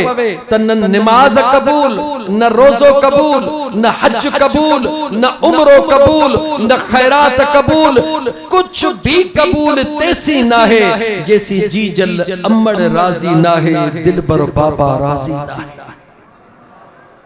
केडो भी गुनाहगारा केतरो भी गुनाहगारा पर जे कदे अम्मड़ जीजल जे अदब करण वारो आ केडो भी गुनाहगारा दिल पर कुराड़े पी जे अदब करण वारो आ ओ रब के भी प्यारो आ मुझे मुस्तफ़ा के भी प्यारो मां तवील वजण जे बजा सिर्फ एतरो हिकड़ो जुमलो चवा उन हुजूर जे आशिक जो तसव्वुर दिल में कयो जेको यमन में वेठो हो काथे वेठो हो यमन में वेठो आ हुजूर जे दरबार में अचण जी तड़प ये तड़प अंदर में हली रही आ अम्मड़ उन जी अखन खां नाबीना बियो औलाद कोने अब्बो मौजूद ना है एकड़े पासे जीजल जी खिदमत आ एकड़े पासे हुजूर जे दीदार जी तड़प एतरे हद ताईं रात जे टाइम में जेडी मल मुझे करीम आका ते आहिस्ता आहिस्ता दुरूद पढ़ंदो आ, सलातो सलाम पढ़ंदो आ, आहिस्ता छो पढ़ंदो आ त मुजी अम्मा जी निंड खराब न थे। पांजे अमड़ जे आराम जो एहतराम कंदे ख्याल कंदे आस्ता आस्ता दुरूद पढ़ंदो आ, अंदर में ए सदका भरींदो आ। नाबीन अमड़ चवंदी आ बच्चा जी मुजी जी जल अम्मा दे त खबर इयो छा चुल्ह ते पची रहियो आ, जे जे उबड़ कण जो आवाज तुझे अमड़ जे कनन में अची रहियो आ। जवाब ॾींदो आ ओ कुर्बान वञा ओ मुझी सुणी मिठड़ी अम्मा चुल्हे ते कुछ कोन पची रहियो आ, इन तुझे उवेस बचड़े जे दिल में मुझे मुस्तफा जो प्यार पची रहियो आ। एतरो हुजूर जो इश्का, एतरो हुजूर जो प्यारा, मगर हिकड़े पासे जी जल अम्मड़ा, हिकड़े पासे अम्मड़ जी खिदमता, हिकड़े पासे हुजूर जो इश्का। बार बार वक्तन फवक्तन अम्मड़ जी आडो इजहार भी कंदो आ, अम्मा मुखे ॾाढी सिक लगी आ, लेकिन अम्मड़ हिकड़ो जुमलो चवंदी आ उवेस जी मुजा बचड़ा जी मुजी जी जल अम्मा मां अम्मड़ के खबर आ तुझे अंदर में पंहिंजे लाइ महबूब ला केतरो प्यारा, मगर मुजा बच्चा तू सोची छो न तो मां तुझी अमड़ नाबीन हां, मुखे बेहार उठाण वारो केरा, जरूरत आहर वठण वारो केरा, खाराइण वारो केरा, हिकड़ो ही तू त बच्चो है, तू हलियो वींदे मुझे अम्मा अमड़ जो छा थींदो। हज़रत उवैस करने हुजूर जे वञण जी तड़प अंदर में रखंदो आ, मगर जी जल अमड़ जे हुक्म खे फॉलो कंदो आ, अमड़ जे खिदमत में हूंदो आ, एडा अमड़ जे खिदमत में वेठो आ, ओडा मदीने जो मीर सल्लल्लाहु अलैहि व आलिहि वसल्लम पांजे सहाबा सा गरजी करे मदीने जे गली में निकरन था, यमन दे मुहड़ करे मदीने जो साईं फरमाइन था पांजे पहरान मुबारक के थोड़ो ही खोले करे मुझे हुजूर थधो साह भरियो। छा कयो हुजूर? हुजूर थधो साह भरियो, थधो साह भरे खुशी मां फरमायो ओ अल्लाह जा बानो सहाबा के फरमायो जी आका। हुजूर फरमायो मां मुस्तफा के अल्लाह जे आशिक जे इश्क जी खुशबू अचे रही आ। तवज्जो कयो मुझा दोस्तो, कंहिंखे खुशबू अची रही आ, आशिक मुस्तफा जो आ, मुस्तफा चवे थो त मुझे रब जो आशिका, चो त मां मुस्तफा के जेको मकाम ॾिनो आ ओ मुझे करीम रब जे ज़ात ॾिनो आ। अमड़ चवंदी आ सब कुछ मुझे बच्चे जे ला, पर बच्चे जो जैसा प्यार हूंदो आ ओहो चवंदो आ उन जे ला। अम्मा चवंदी आ त मुझो बचड़ो खाए, बचड़ो चवंदो मां न मुझो बचड़ो खाए, जंहिंजो जैसा प्यार हूंदो आ सहाबी जो प्यार ओहो चवे मुझो अंदर मुझे महबूब जे ला जली रहियो आ त वञा, मुझो मुस्तफा चवे त मुझो आशिक रब जे इश्क में जली रहियो आ, जो त अल्हम्दुलिल्लाह रब्बिल आलमीन। लेकिन मुझा दोस्तों थोड़ो गाल के वधाए वठा, मदीने जे मीर फरमायो मां मुस्तफा के खुशबू अची रही आ। छा अची रही आ? यमन में बड़का लगा पया है, इश्क में अंदर जिए पठियूं बरन जिए पुन्नी पचंदी आ उबड़का दींदी आ, हुते उबड़का लगा पया हन, उन जी खुशबू घर में दाग थींदो आ, खुशबू पाड़े में पहुंचदी आ। इन दुनिया जे दाग जी खुशबू पाड़े में पहुंचदी आ, मोहब्बत जे दाग जी खुशबू यमन खां जो मदीने में पहुंचदी आ। ओ मुसलमान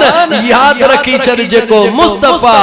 यमन में रहण वारे आशिक जे इश्क जे दर्द के महसूस कंदे खुशबू जो नालो ॾेई रहियो आ, ओ जन्नतुल फिरदौस मस्जिद में वेहण वारा तू बि रात रोई हुजूर ते दुरूद पढ़ ॾिस मुझो करीब आका तोखे भी कीअं थो कुर्ब करे ॾेखारे। बहरहाल मुझी मंजिल अञा अॻियां, मुझे करीम अलैहिस्सलातु वस्सलाम जा दीवानो, मुझे हुजूर जे सहाबा ॿुधो, मुझा आका कंहिंजी तारीफ़ करे रहिया आहिनि। आका वो केर आ?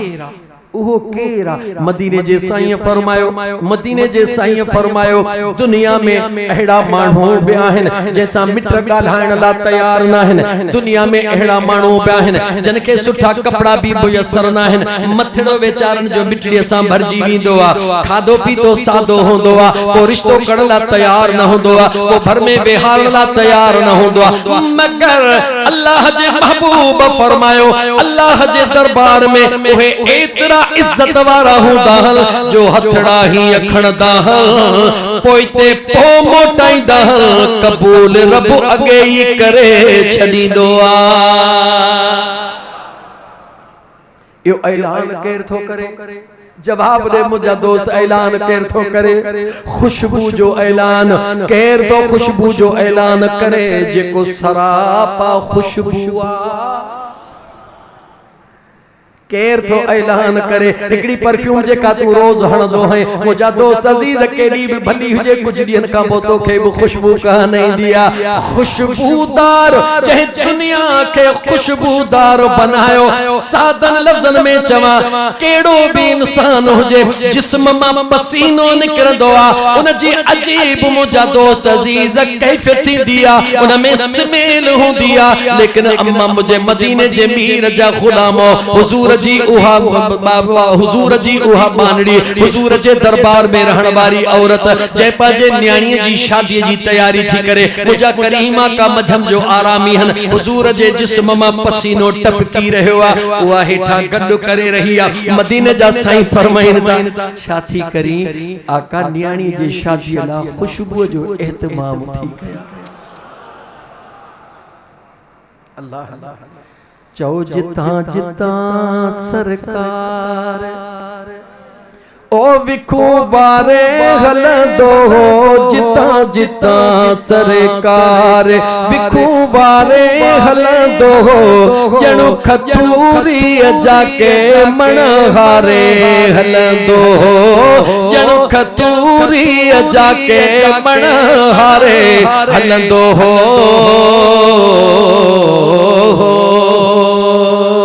लेकिन मां पंहिंजे मंजिल जे तरफ रवां तवां सां ॻाल्हि खे मुकमिल करे वठां। मुझे करीमा काले सलातो सलाम उन जी तारीफ़ कई। आका उन जी का निशानी उन जी का आयो त कोने न मके आयो आ न मदीने आयो आ। हा इन पेरड़न सां पंध करे त कोन आयो आ पर भिट जे घोट वरी का बी ॻाल्हि कई आ इजाजत ॾे त भिट जे साईं जी ॻाल्हि करे वठां। फरमाइन था के वेजड़ा भी दूर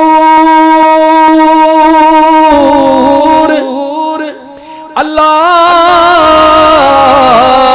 के दूर बे औदा सुपरी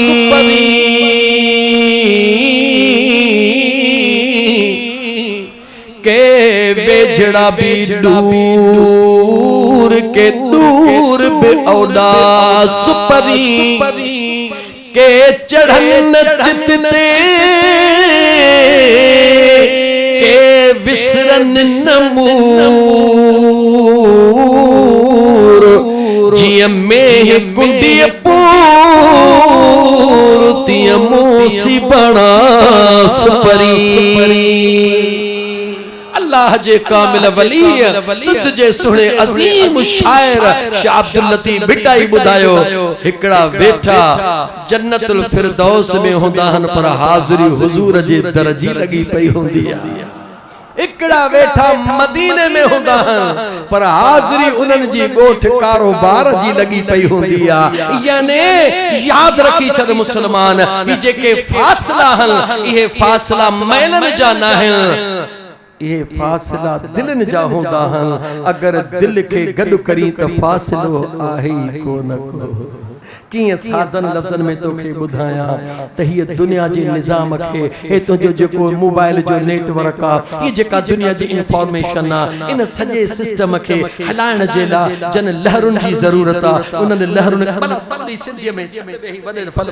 फल मंतकन के सादी सिंधी में चवा त जेके हवा जो लहरू हन ई जेके हवा जो लहरू हन इनन में अल्लाह इहो पावर रखियो आ। इनन के अल्लाह एतरी ताकत दिनी आ इन हवाउन जे लहरुन जे जरिए ज़रिए जेको ऑक्सीजन पैदा जेको सिस्टम पैदा थींदो आ दुनिया जे निज़ाम के जेको अॻिते पोइते हितां खां हुते हितां खां हुते ए जेको बिना कनेक्शन बिना इने जे तार जे ए जेको कम पियो हले इहा का त लहर आहे न मोबाइल हिते आ ॻाल्हि काथे तो इहा लहर मां तोखां तो पुछां इन हवा जे लहरुनि में रब एतरी ताकत रखी आ करोड़नि जा पैगाम किथों को किथों थी पहुंचाए खुदा जे वास्ते मस्जिद में बैठो है सोची पो जवाब दे इन हवाए के जेका इज्जत मिली आ मुझे मुस्तफा जे सदके मिली आ या कह दे जे सदके मिली आ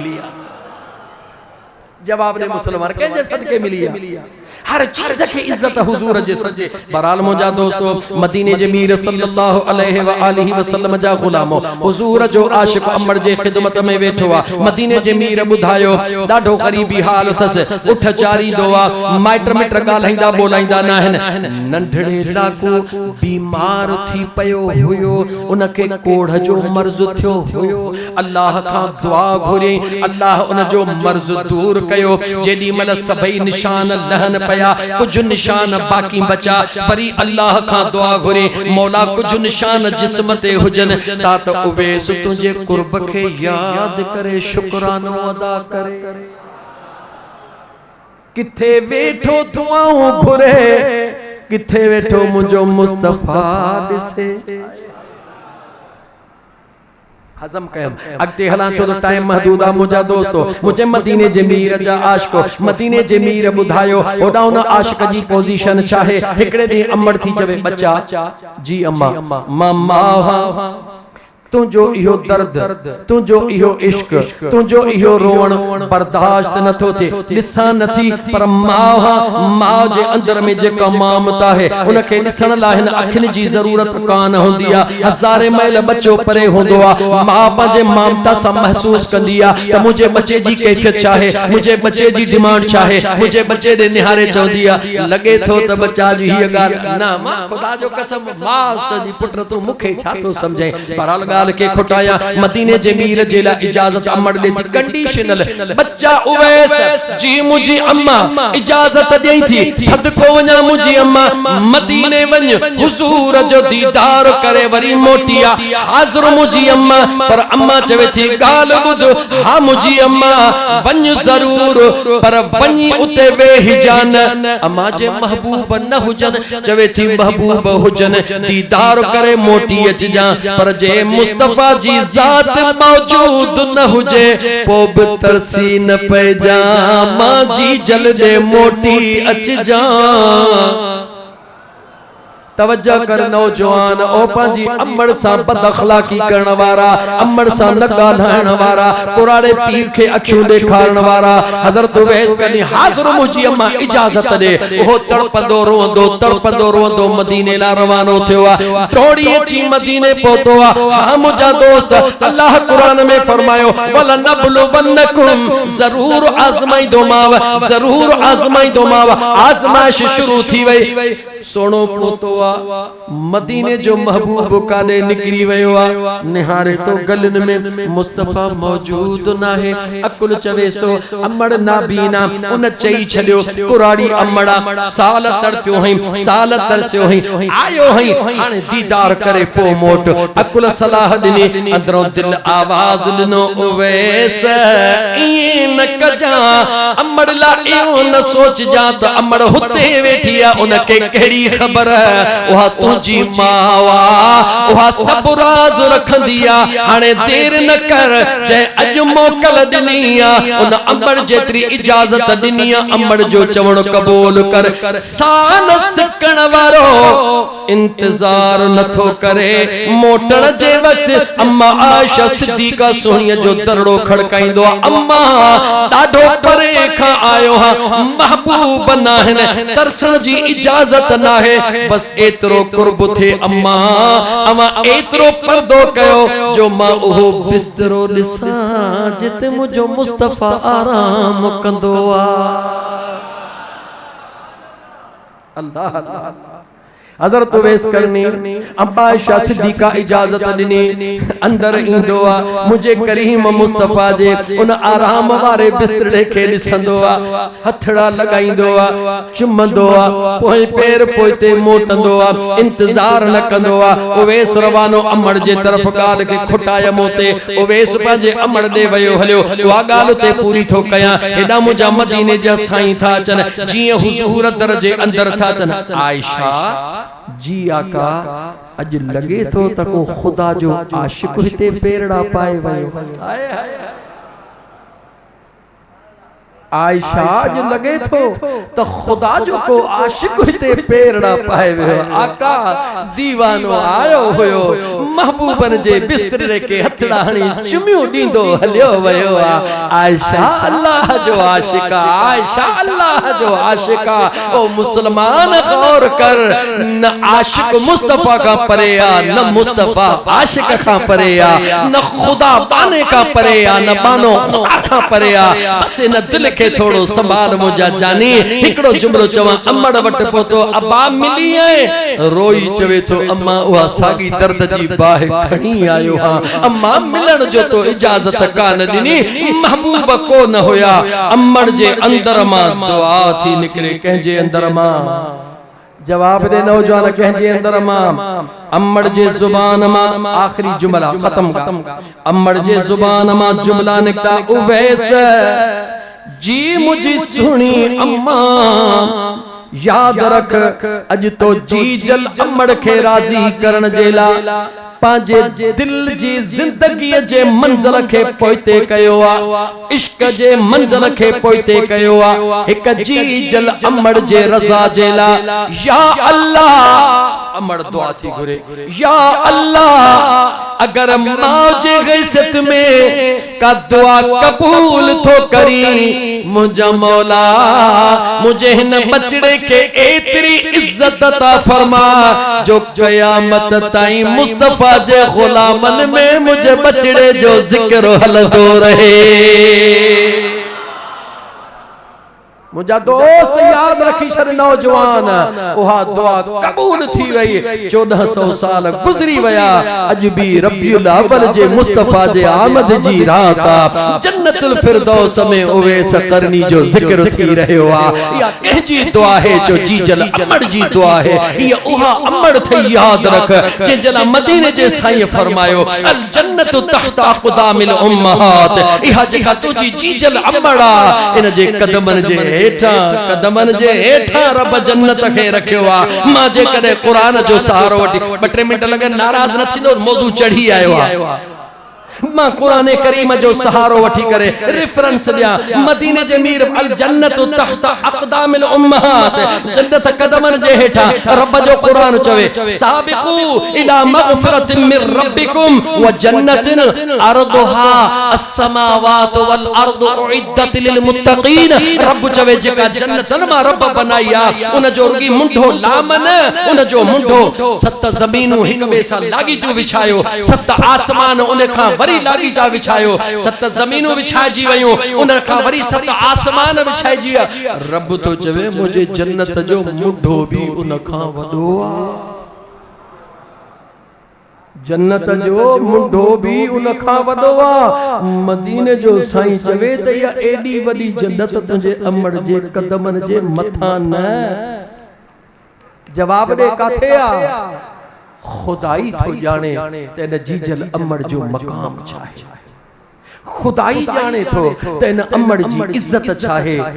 बस एतरो चवा मुझे करीम मुस्तफा फरमायो अगर कोई शख्स पांजे जीजल अमड़ दे मुर्की निहारे ऐं उन के मुर्कदो दिसी अमड़ मुर्की पवे हुजूर फरमायो रब्बे जुल जलाल उनजे दफ्तर अमाल नामे में 10 हजन मकबूल जो सवाब लिखराए नौजवान अखियों खोल, नौजवान अखियों खोल। मगर अॻियों जुमलो ॿुध, मता सोची त बाबू घर जो वधियल भातिया न। मदीने जे साईं फरमायो जेका न जन्नत अमड़ जे कदमनि जे हेठों आ, अल वालिद औसत अबवाबुल जन्नत, तुंहिंजो जेको न कुराड़ो पी आ, रब उनखे जन्नत जो मेन दरवाज़ो बनायो आ। अबो जन्नत जो मेन दरवाज़ो आ। भाग्यो दीवार को न फलांगींदो आ, चोर दीवार फलांगींदो आ। यानी सालिह बचड़ो अब्बे जा कदम चुमी दरड़ो जन्नत जो खोलींदो आ। अमड़ जे गोद में सुम्ही जन्नत जो सुकून हासिल कंदो आ। वरी जुमलो दोहराया त जेको सालिह बचड़ो हूंदो आ, ओह दिल पर पी जा कदम चुमी जन्नत जो दरड़ो खोलींदो आ।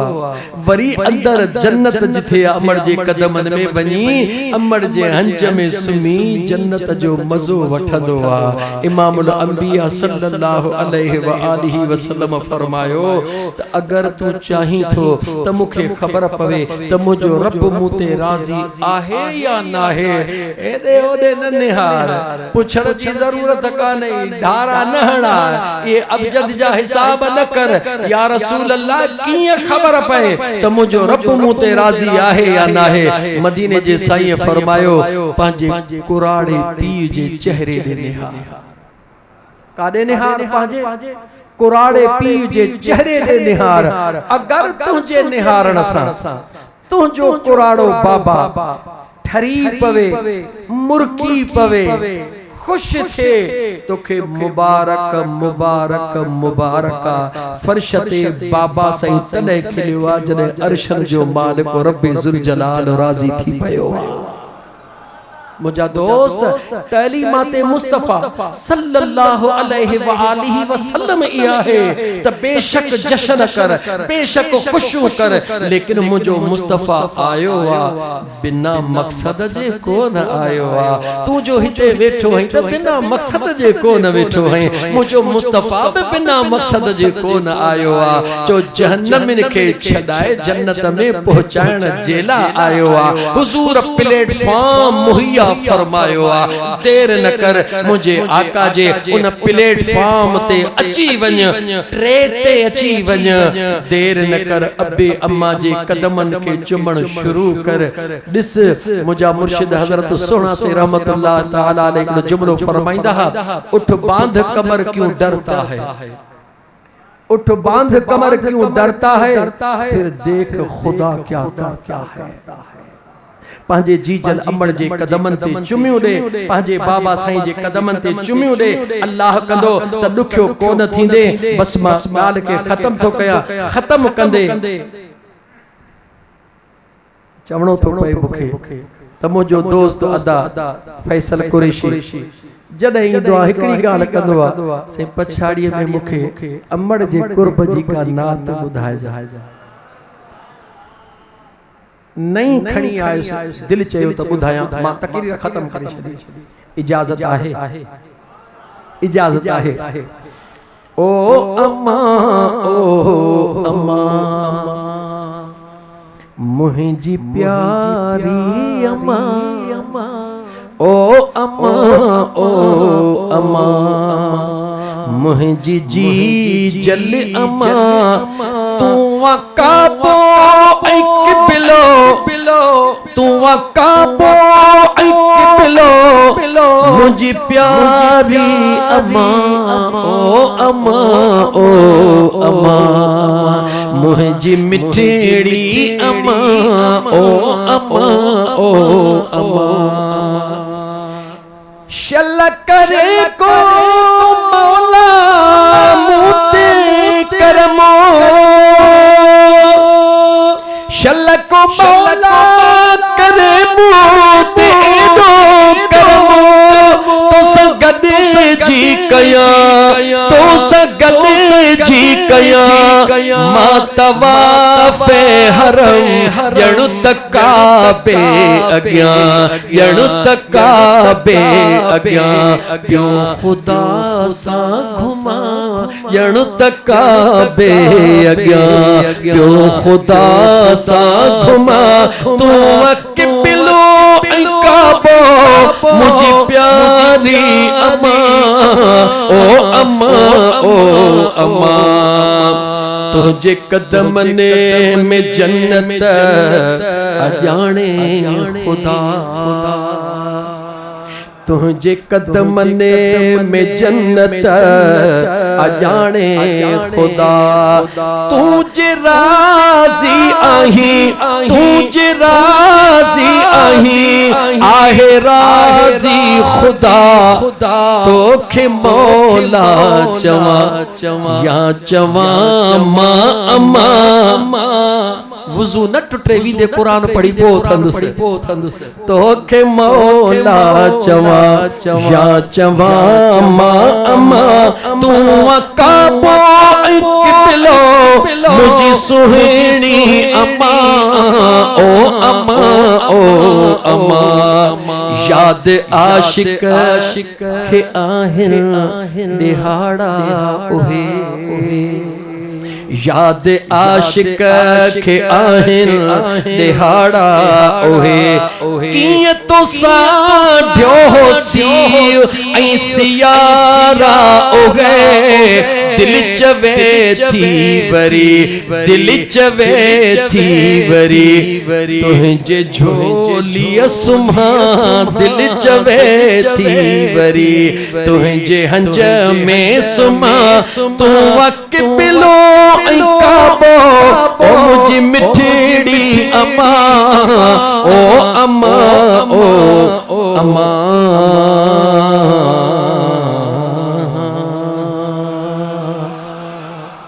अमा सोची ना होदा तहन चरे मन कबत में अमड़ खे खुदा केडी मन पियो चवे केडी मन मौला पियो चवे अखरा दे विच जो भी अड़िया इश्क दी चाड़ी मूल न चढ़िया अल्लाह कुरान में फरमायो रब्बिर हमहुमा कमा रब्बयानी कमा जवाब कमा रब्बयानी सगीरा इन आयत में रब अल्लाह कुरान में कंखे चयो जो अबी ऐं अम्मा खे चयो जवाब जो कंखे चयो लेकिन इते मुराद रब मां बेनियाज रब ना है रब मां मुराद रब जी माना है पालनहार इते मुराद है पालनहार पर लेकिन कुरान में लफ्ज जो अल्लाह इस्तेमाल फरमायो वो रब करे नाज़िल फरमायो यानी अखर जे चवण सा हकीकत में फर्क न ईंदो आ अल्लाह ओहो आ जेको खालिक कायनात आ जेको कायनात जो परवरदिगार आ लेकिन अमड़ खे भी रब परवरदिगार चयो आ फर्क ओहो आ मुजो रब परवरदिगार आ कंहिंजो मोहताज नाहे अमड़ बच्चे खे पालण ला हर शइ जी अल्लाह जे दरबार में मोहताज आ अल्लाह जी जात मोजो चवण अवाजो बुधण पांजे बारगाहे रब्बुल इज्जत में कबूल फरमाए अल्लाह जी जात तमासा के हुजूर जे इश्क जो जरलो नसीब फरमाए मोहब्बत मुस्तफा नसीब फरमाए ईद जी राता रुगी पाण ईद न कजो रुगी पाण न कजो के ईद कराए जो ॾाढो मज़ो आ उन ईद जो जॾहिं सुबुह सवेर थे रात जो लिफाफा ठही वञनि सौदो कर रात जो लिफाफा ठही वञन फलाणो मिस्कीना फलाणो गरीबा फलाणी बेवहा फलाणो यतीमा